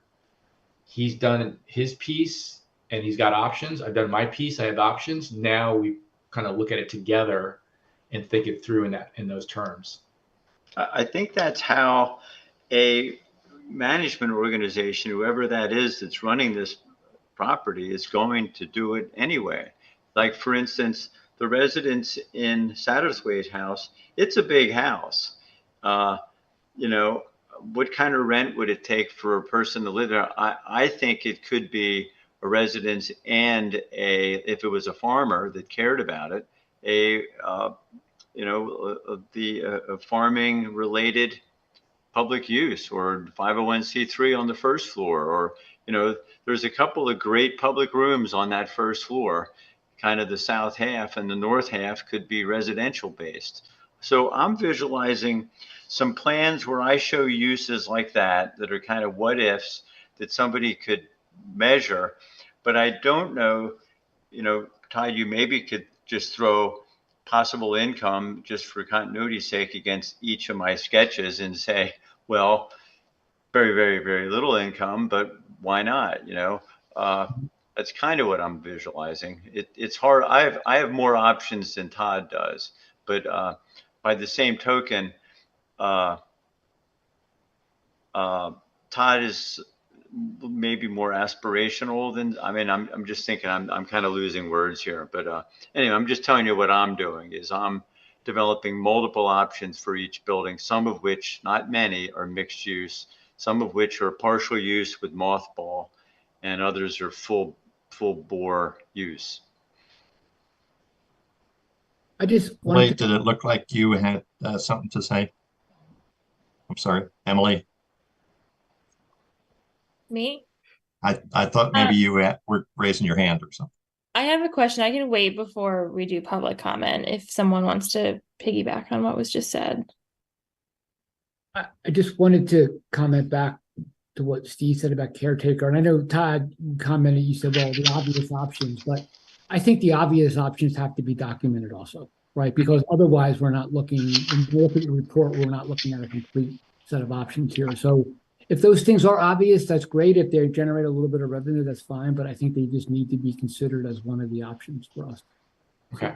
Yeah, they're in my ABC. That'll give you square footages, Todd, and I'll have numbers on them. So maybe you should pause, let me catch up, and then I think you can probably just react to them and adjust what you've done. Just make sure we got the square footages, we're in agreement, and what's mothballed and what's not. Right. Kind of, because you've really got all the data you need. You've studied it every which way, but for whatever, to get to this point that we almost try to get an alignment between my building 4, option 2 is this, what's it mean? Right. And I think you and I could do it pretty quickly. Yeah. Because I think that's what this group's looking for. Yeah. Any other questions or comments from the group right now? I had a question. Maybe this is not the right time to bring this up, but I've had this question for a couple of the meetings now. I saw that the option 1 for, I think, Satterthwaite and the barn behind it was sold fee simple.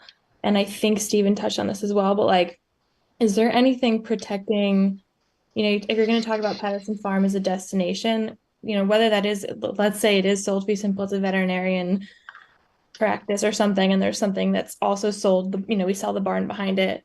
What is stopping that? If that plan fails or whoever buys it gives up, and are they able to just tear down the building?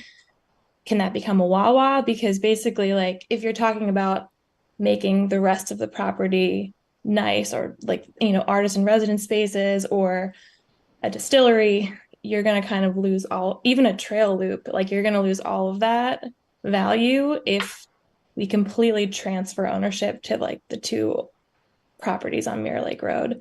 So I was just curious. Maybe I'm not understanding. I don't know what fee simple means in total. I thought it was just we sell it and we say the township has no ownership whatsoever. Does maybe being on the National Registry prevent it from becoming a Wawa, as an example? I think there's a lot of neighbors that are close by who are wondering. Right. But I just got scared when I saw sold fee simple as opposed to renting or leasing. Yeah. Any property that is sold but that's owned by the township would necessarily have covenants in place as part of that sale. So the covenants, along with the fact that it's a historic property, would safeguard against it. You're becoming a Wawa or certainly being torn down, or, you know, if in fact the owner wanted to get out of, you know, not running a, let's say it was a large animal vet, you know, the covenants and the zoning that would be put in place would restrict the kind of uses and activities that could take place there. So that would be there to perpetuity for whoever the next owner / user would be. Even though, you know, it's no longer owned by the township is going to put in place those safeguards, those covenants on the land use and so forth. Otherwise, the deal doesn't transact. Okay. Yeah, I feel like it would be interesting to see what, you know, once you sell it, you sell it. I mean, I know you could put some things in place to prevent it from maybe being torn down fully, but like Steven said, I think there wasn't a horse vet that potentially rented the property. I had one other note just about like I saw one of the options was event space, which could be great, obviously. The word wedding scares me a little bit just because you would have to implement a significant amount of parking, or if you didn't, people would just be parking. There's no parking on Mirror Lake, obviously, but there's parking on the developments directly across. And I know a lot of folks have been very wary of like noise and lights, so I would be a little hesitant to mention wedding unless that. Also, I'm curious to know like what type of wedding venue space would be appropriate in a barn like that, unless it was like, you know, 50 people and under. But I know that's come up a few times with the folks that live in the area. That was brought to my attention too when we did the first public meeting. Again, with all of these types of activities, you know, the kind of the devil's in the details. So, for example, if you made it an event space, you know, let's say a 501c3 is managing all of this, they would stipulate as part of, you know, each event the policies in place. So in other words, you couldn't have more than 50 people or 40 people, whatever it is. And you know, the hours of the event, you know, it's a 5-hour event, you know, must end by no later than 9 o'clock at night, you know, whatever. So all of those things can be stipulated up front. Number of people, you know, can you have alcohol? Can you not have alcohol? All of that is up for discussion. And again, this goes beyond our charge, but just to know that it's not just here you go, it's an event space, all comers. No, when whoever's managing the space is going to come up with the criteria for how it's going to get used. I think just to chime in on your points, Emily, because a lot of my charge as sort of the primary consultant is I have specialized experts working on my team, and I'm probably the most closest, been in the most conversations, feel the most responsible to try to get my finger on the pulse of what the community is looking for. And, you know, we began this conversation where we're looking at everything, and certainly Satterthwaite is the one house, rather. Personally, I don't like linking it with the barn, although the large animal vet 5-acre subdivision that went with it did. I think it is the one that could possibly be separate.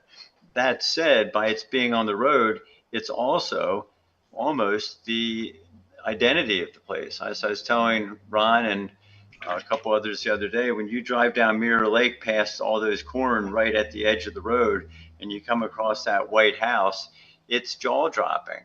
So it could be, and if you were to put a gun to my head and say, what's my opinion is, personally, you shouldn't sell that house. It's the image maker of your entire place.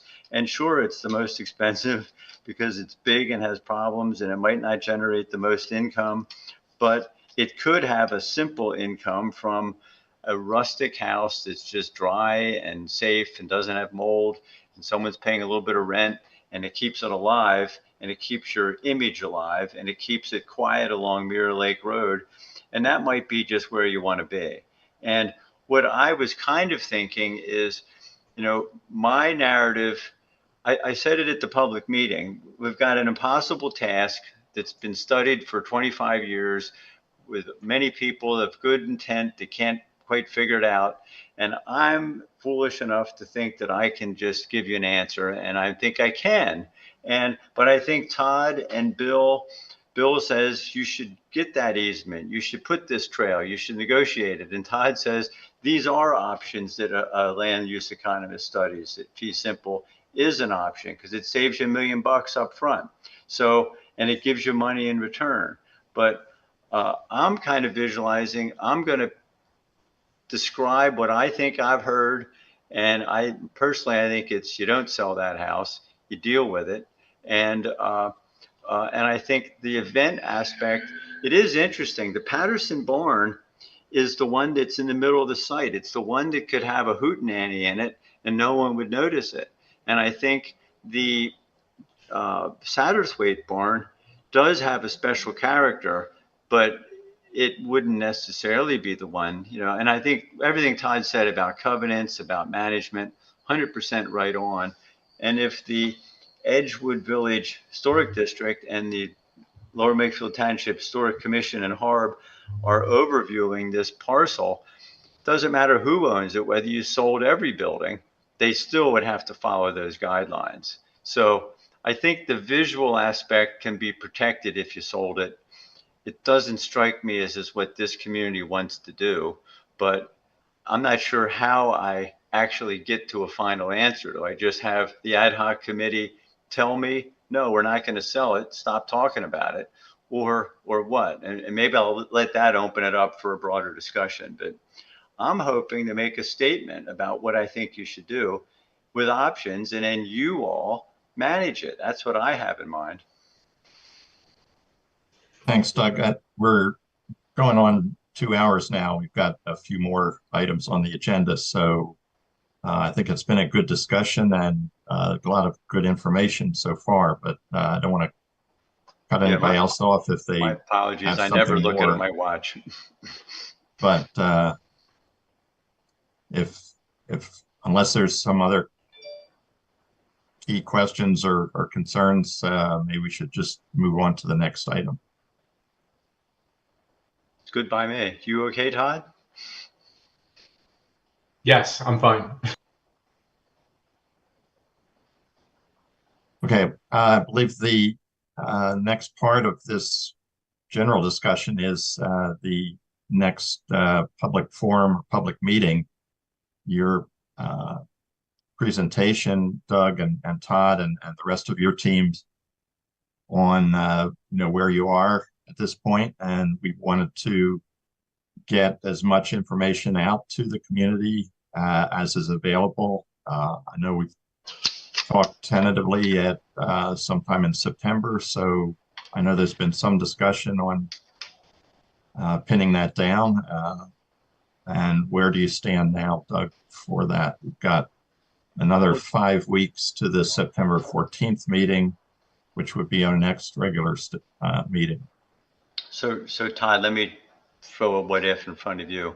I'm thinking the next ad hoc meeting perhaps is our next our next public forum meeting, where you and I, following in Steve's comments, I get you my options, you run it against the data that you've gathered.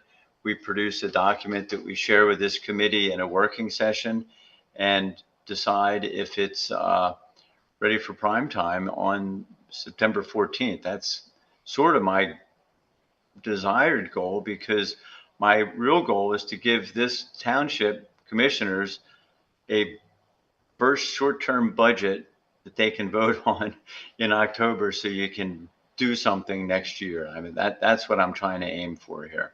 So what's the next ad hoc committee meeting is when? September 14th, did you say, Fred? A Thursday evening? Yes. That's the second public meeting was then.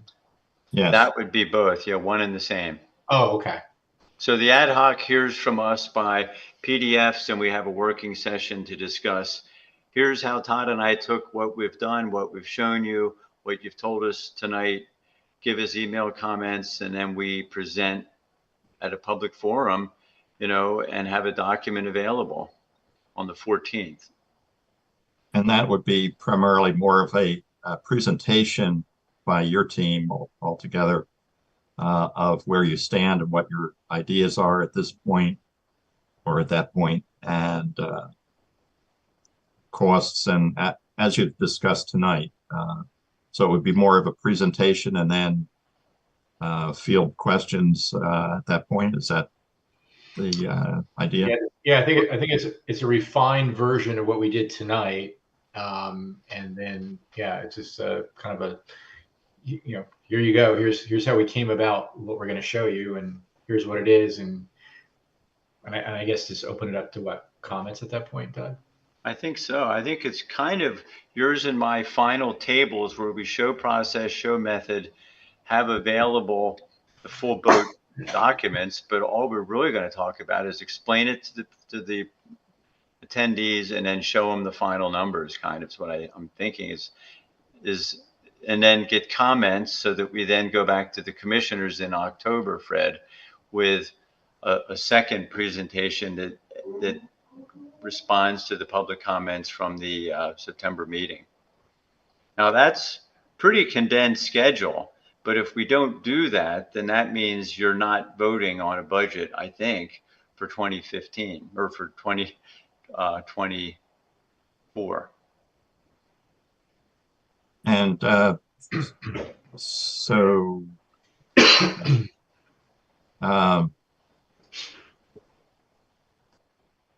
I guess at this point, and I guess throw it to Jim as far as what you're aware of availability for a large meeting like we had before. The community center where we held the first public forum is not available that Thursday, the 14th. It's available the day before, Wednesday, the 13th.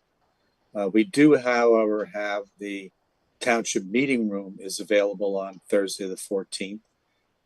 We can fit 120 people in that. Benefit of that is we could also broadcast and televise the meeting out over Zoom to the general public. So I don't know if we have to make a decision now, other than if it's the consensus of the board, which alternative you might like to take, or do those dates in general sound good, and we can firm that up and announce that to the committee and to the general public.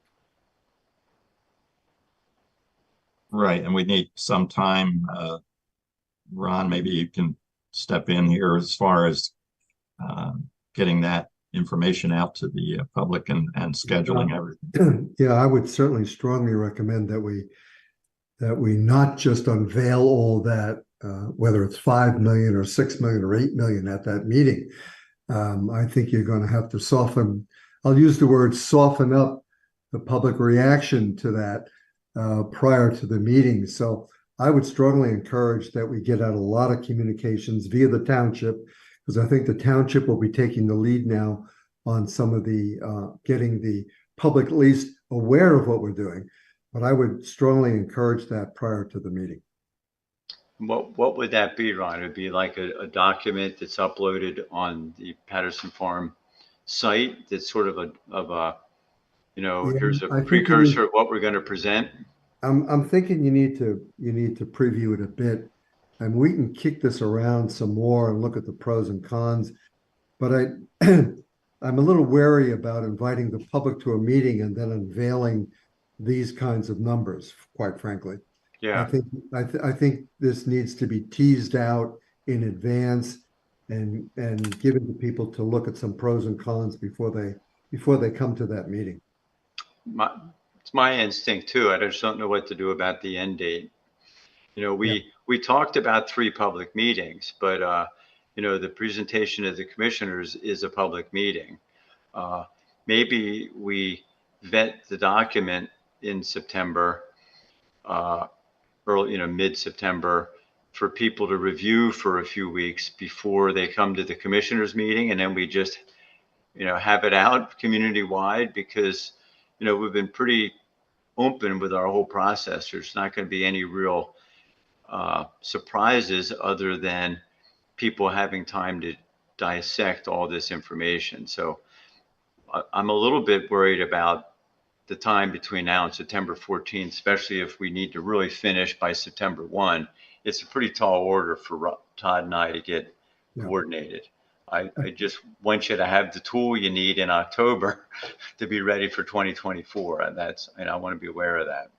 I think to frame the question in is, do we as the ad hoc committee want to have the debate about the options and the numbers with the ad hoc committee, or do you want that debate to be with the supervisors?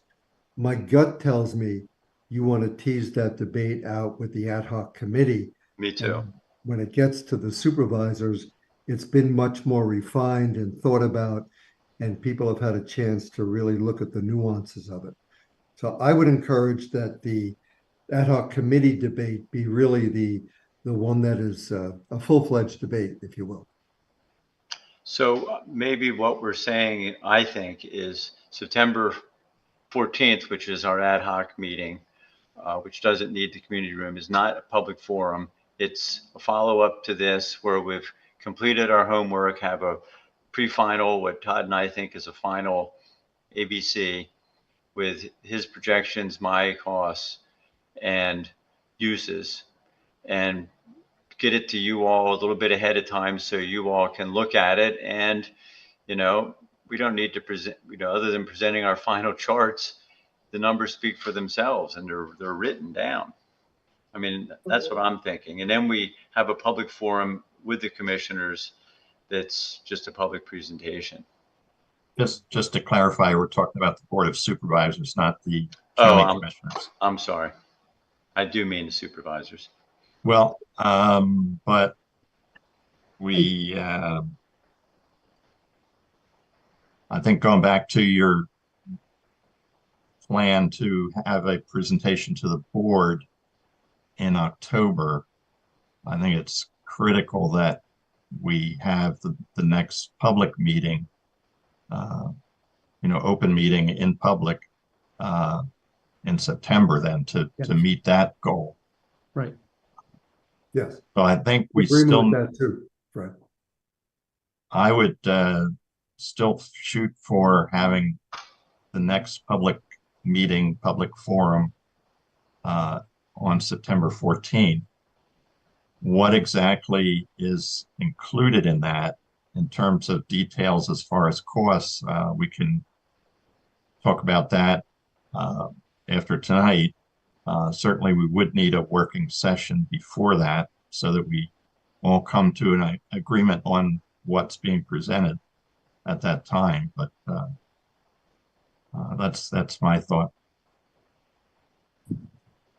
What about the ad hoc committee meeting on the 14th and the following Thursday have the presentation to the public?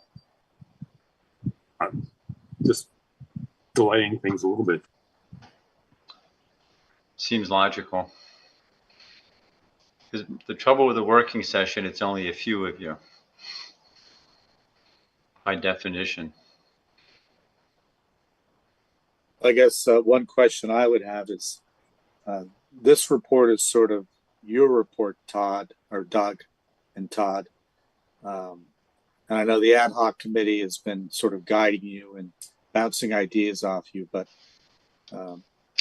ultimately I think it's sort of your report to present what you think the ideas are, and then to have the general public and the ad hoc committee react.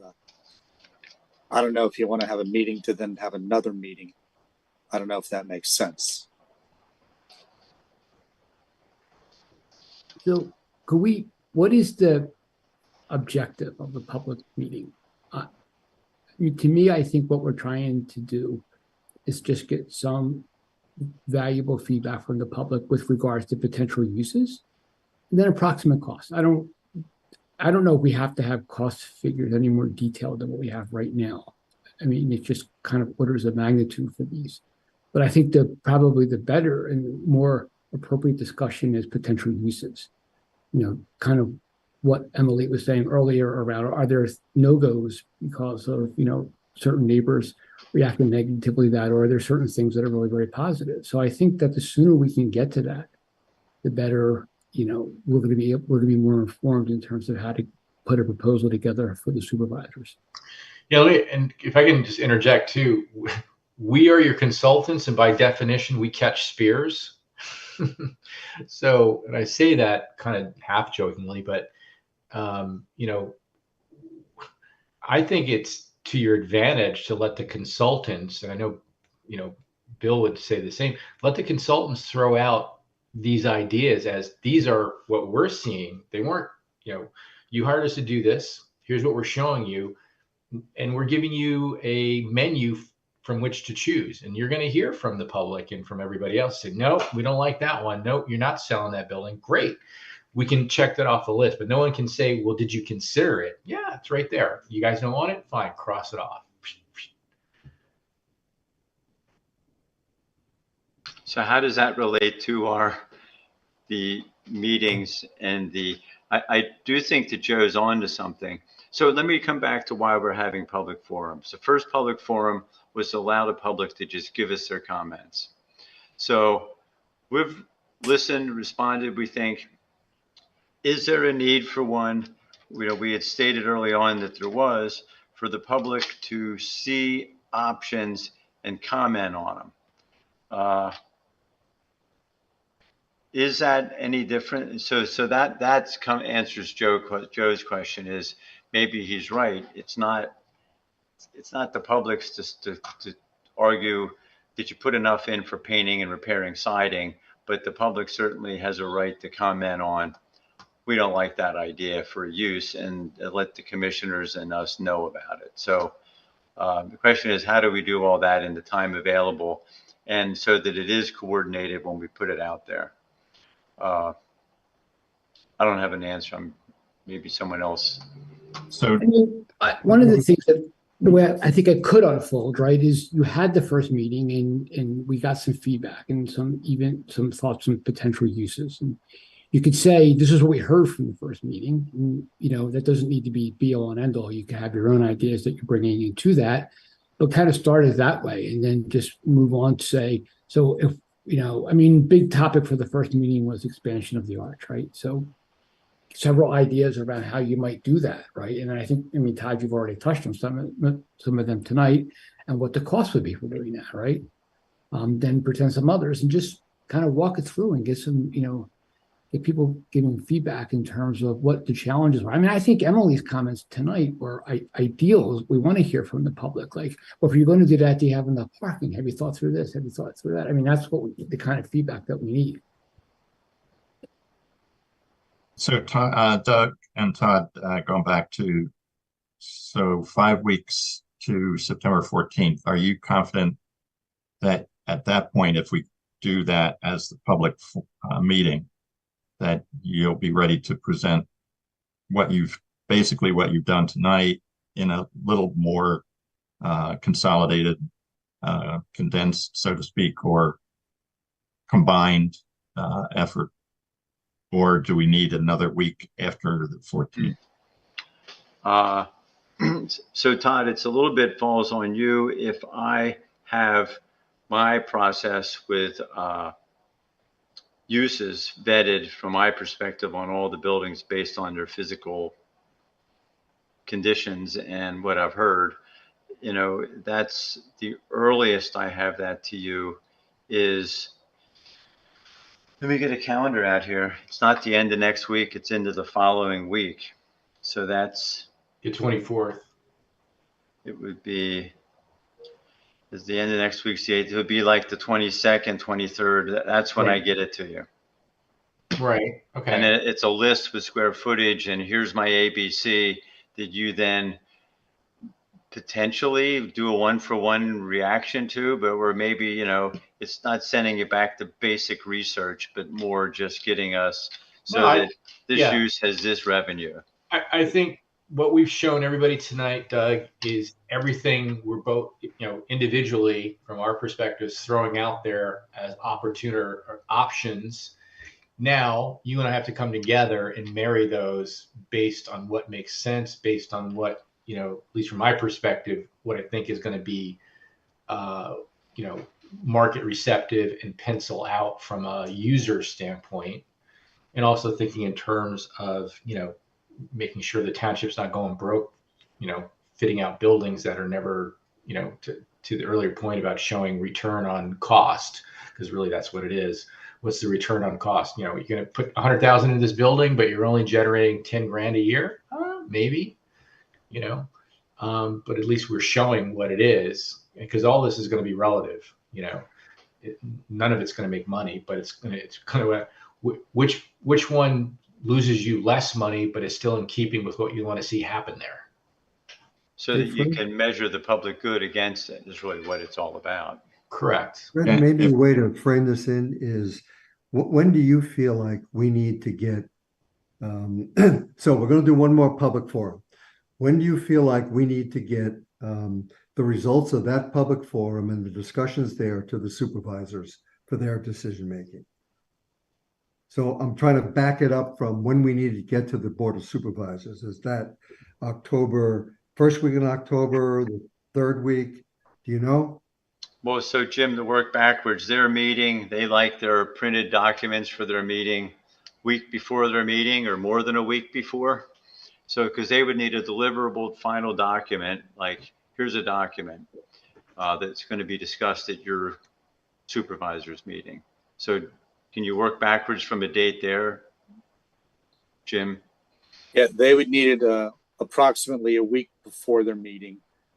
So if their meetings are the first and third Wednesdays of the month, they would need it by like that Thursday before. So they have almost a full week to digest the information. Third Wednesday would be what date? October 18th. So we're talking about the 11th. 11th or 12th. So I kind of had been thinking that the ad hoc committee, you've existed for a couple of years. We're kind of coming to a pretty important deliverable. You've put massive amounts of effort into this. You should get one pre-look at the final before it goes public. My instinct, Fred, is September 14th, we present it to you all, and then we go public soon thereafter so that it can be I-dotted for the 11th. It's maybe more meetings than Todd and I had in mind, but so it Doug, seems the right approach. So Doug, you present to the ad hoc property committee on the 14th, and then let's say for the sake of discussion, the following week on the 20th, we do another public forum, and then we wrap a bow around it, and we're presenting to the Board of Supervisors around the 18th. We deliver a document on the 11th, and then we present on the 18th. And our October meeting would be normally the 12th of October. Jennifer, just to, from a project management and the overall schedule for this project, any input that care to provide?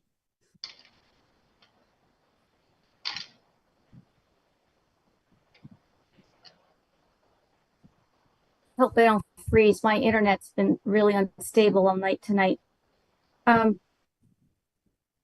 This project is already 3 months beyond what we had originally anticipated. So I think that we're pushing to try to wrap this up, and I appreciate that. I don't really have any other comment about that. Doug, do you think that one of the things that we might offer, kind of a summation is from a public viewing point of view, might be giving a People's Choice Award in a way, to have all your boards up around the room, and everybody have a page of little dots that they can put up, and you can see how many, just visually, how many people like this idea versus another idea, and kind of make that as a straw vote that you can offer to the supervisors that, we think this is the best way, but there's a lot of people, the majority of the people voted for something else. That, I like the idea myself. You could do a dot-mocracy exercise, Doug. Everybody gets a dot. Yeah. And they, yeah, we have these ideas around the room showing, here's the idea, here are the costs, here's the payback, or the return on cost, blah, blah, blah, blah. And you get to put one dot on a board, and you go around the room and whatever ones you like, and you dot it. Yeah, we can have the graphics available. I think we All need right. to, before we get into the specifics here, we need to pin down whether we're going to have what meeting and when. How So about the availability of a space, Jim, on the 20th? Yeah. Is the big community hall, is that the best space? Is that the biggest space? That is the biggest space. I would have to check its availability. So from the rest of the committee, we've basically gotten to a point of whether or not the 14th of September is just another another Zoom ad hoc committee meeting, or versus a in-person public meeting, versus having the ad hoc committee meeting on the 14th, followed by within the next week, the public meeting. So Bet, Jim, John, any other thoughts? What's the consensus of the committee?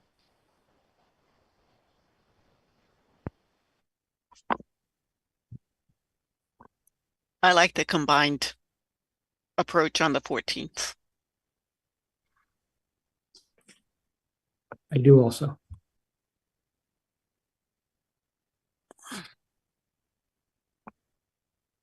I mean, there was a comment that was made about subgroups and all. There's nothing to say that we can't have another full ad hoc committee meeting before the 14th. If we feel that we need to review it and would not rather review it as a full committee as opposed to a subcommittee, we can meet before the 14th.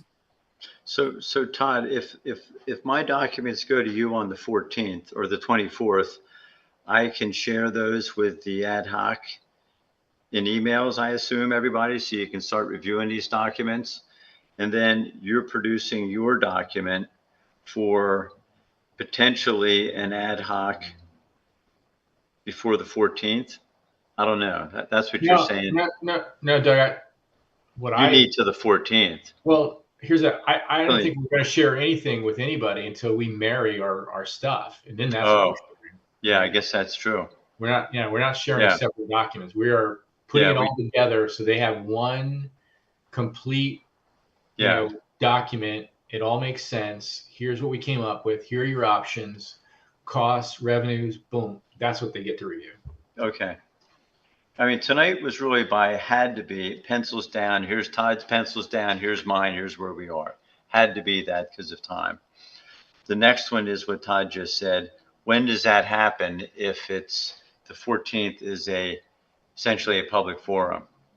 Is it through workshops, Fred, or is it through, as maybe Joe suggested, an ad hoc, atypical, a week before or something? Yeah, again, we can take a look at that, either option. As you get closer, I guess. It's just right, and it's just a matter of we need to provide an agenda and public notice beforehand, within a few days beforehand, at least, if it's going to be a full meeting. So again, Jim and John, any other thoughts? I think three of us have suggested that we stick with September 14th as the in-person public meeting. It's fine by me. I think the 14th is fine. Good. Okay, so our consensus tonight is that we will shoot for September 14th as the in-person public meeting. At this point, as Jim said, unless we feel a need to move that to the 13th in order to use the community center, that it would be at the township building right now. Okay, so again, we'll offline after this meeting, we'll all get together, and I know Dennis, I'm sure will want to weigh in on that, and we'll finalize our plans for the next coming weeks as far as other meetings.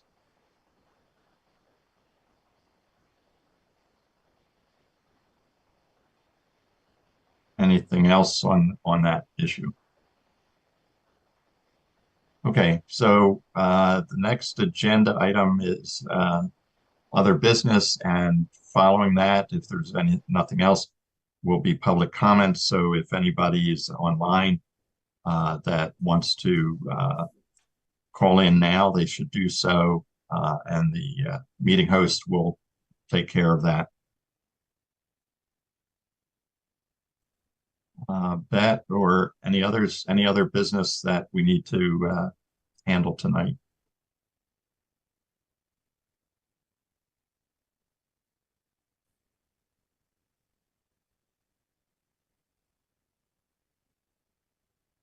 I think that's on mute.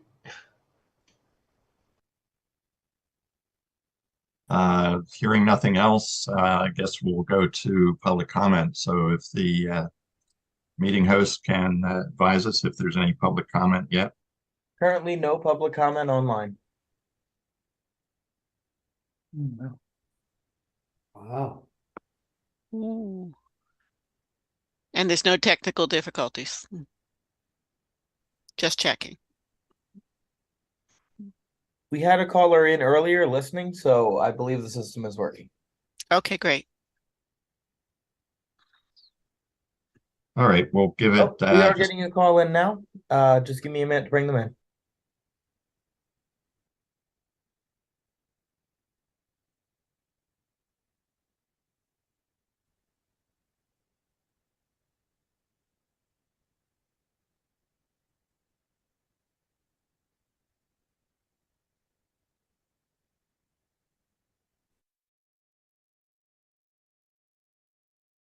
All right, we now have Donna in the room.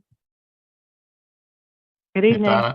Donna, please give us your full name and address. Thanks. Okay, it's Donna Doan, 2814 Langhorne Yardley Road, Langhorne, and calling in on behalf of Patterson Farm Preservation. I just took some notes as I was watching.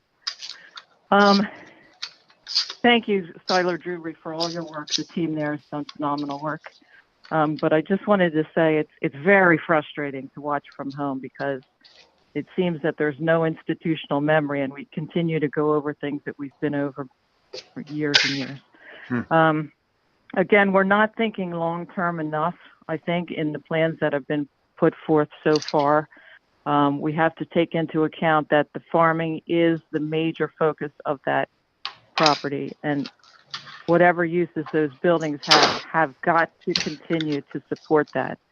In 1999, we had the ballot referendum where the voters voted to preserve the farm. The condemnation took place. There was an assessment per household for every resident household in the township that's been collected for the last 25 years. So the question maybe is not so much where do we generate the income from the farm, but where has all the money from that assessment gone? It paid for the farm, and to my knowledge, it was never reversed. So somewhere there is a collection of funds for the specific preservation of that farm that's still ongoing. So I think there should be a forensic audit perhaps to find out exactly where those funds are. Also related to funding, don't forget we have the opportunity for a conservation easement here that will bring in $456,000. I think that's sort of being swept under the rug. And when I hear the costs that are projected for the full fit out, I just think it's insane.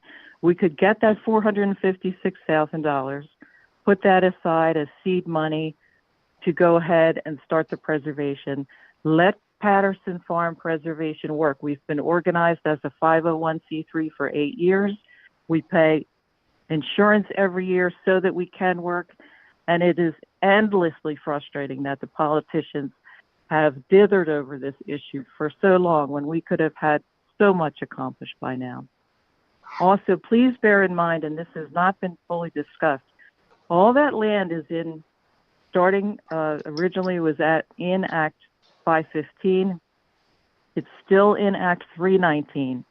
If you change the use of the land, you will trigger a rollback tax that will be astronomical for the taxpayers to pay. It could be 6 or 7 figures. So please don't dismiss that. It's real. It's in Act 319 because it was set aside for farming, and if you tamper with that, there are repercussions. I think the National Register application should be finished, without delay. If you want a great example of how to make a public preservation movement work, look at Langhorne Open Space. It's worked for 35 years. The residents of Langhorne Borough preserved their farm in the middle of the borough. Everybody chipped in. It's kept beautifully. The 501c3 that's in charge of it, it's called Low-C Langhorne Open Space Incorporated. They work beautifully with the borough council. The council holds the funds.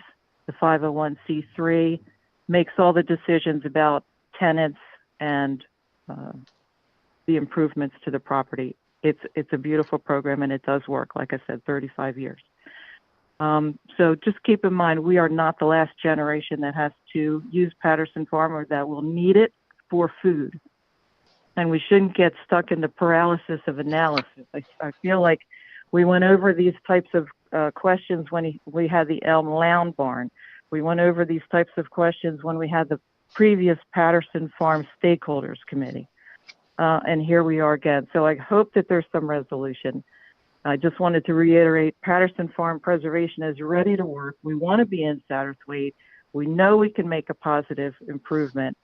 And just let us loose to do it, and we will do it. We'll write grants. We'll raise funds. That property will look like the showplace that it should be. All right. Good evening, everyone. Thank you. Thank you. Any other public comment?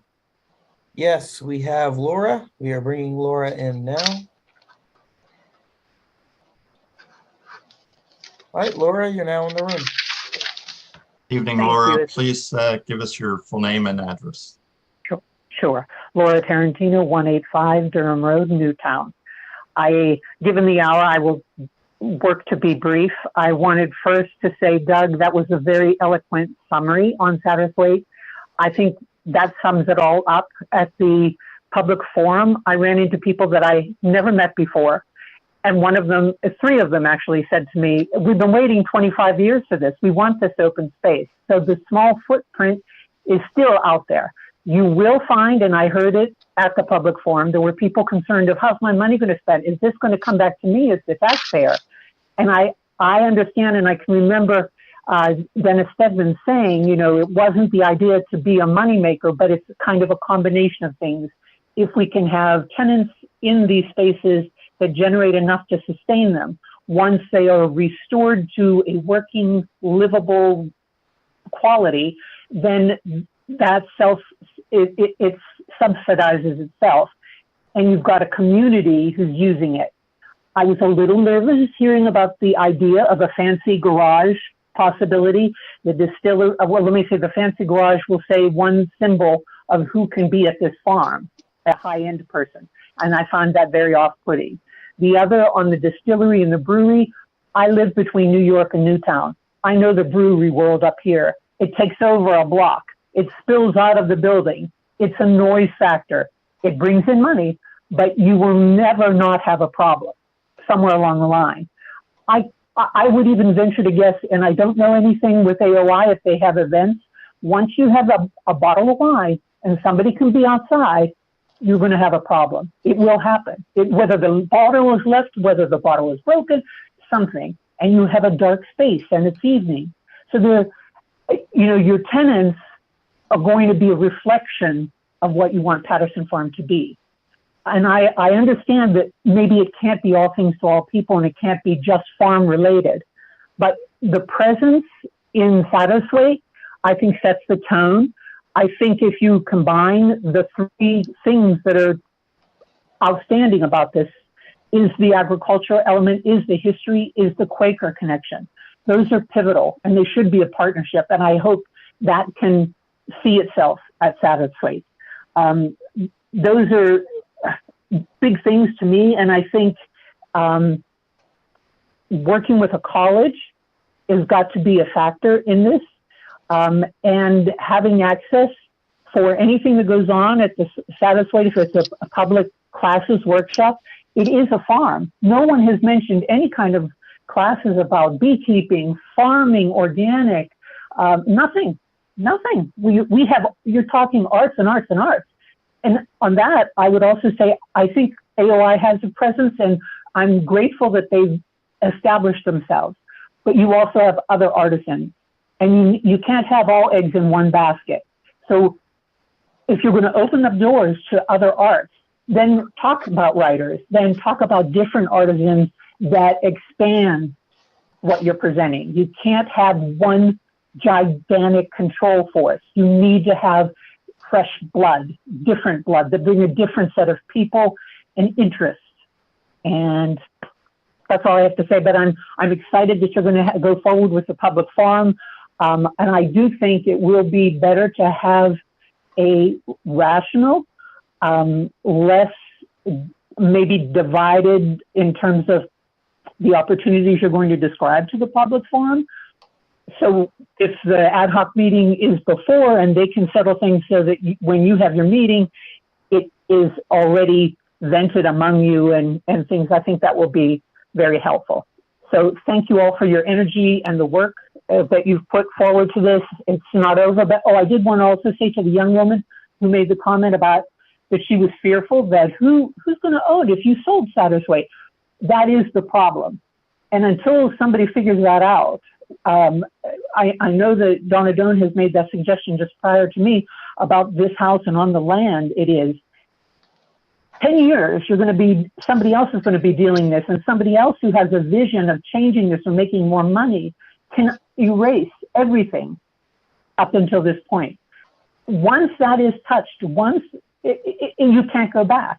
So I hope that everybody does realize it is the vista that you're talking about, and it is the Sattersway that is the keystone to that. And it really can't be afforded. It can't be tossed aside in terms of a purpose or, it is an integral part of that land, just like any farmhouse is on the farm. So I hope that becomes one of your sustaining possibilities as has been discussed here. So thank you very much and have a good evening. Thank you. Thank you. Any other public comment? No further public comment. Fred, let me pipe up here and say, I think we all, as part of this committee, ought to extend a vote of gratitude to Doug for his very, very thorough and sympathetic. I see him taking notes as these people are talking on the line and, bending over and getting everything down. And I think he has done that for everybody's input, and he's done a very thorough and professional job. I would certainly be the first to commend him. Thanks. Well said, Stephen. Yes, I'm sure we all agree with that. So, thank you. All right, our last item is action items. I think action items, unless Bet has kept a better summary, I think action items are mostly on Doug and Todd at this point. Yes, that's it. Doug and Todd have to get married. And I was thinking of Action Jackson myself, but obviously on us as well to finalize the plans for the coming few weeks. And at this point, our next meeting is September 14th. And with the expectation that that will be an in-person public presentation by Seiler Drury, Doug and Todd specifically, as they've talked tonight and given us an insight into where they are. With that, I'll make a motion to adjourn. Seconded. All in favor? Aye. Thanks very much, everybody. Right. Night, everybody. Thank you. Everyone.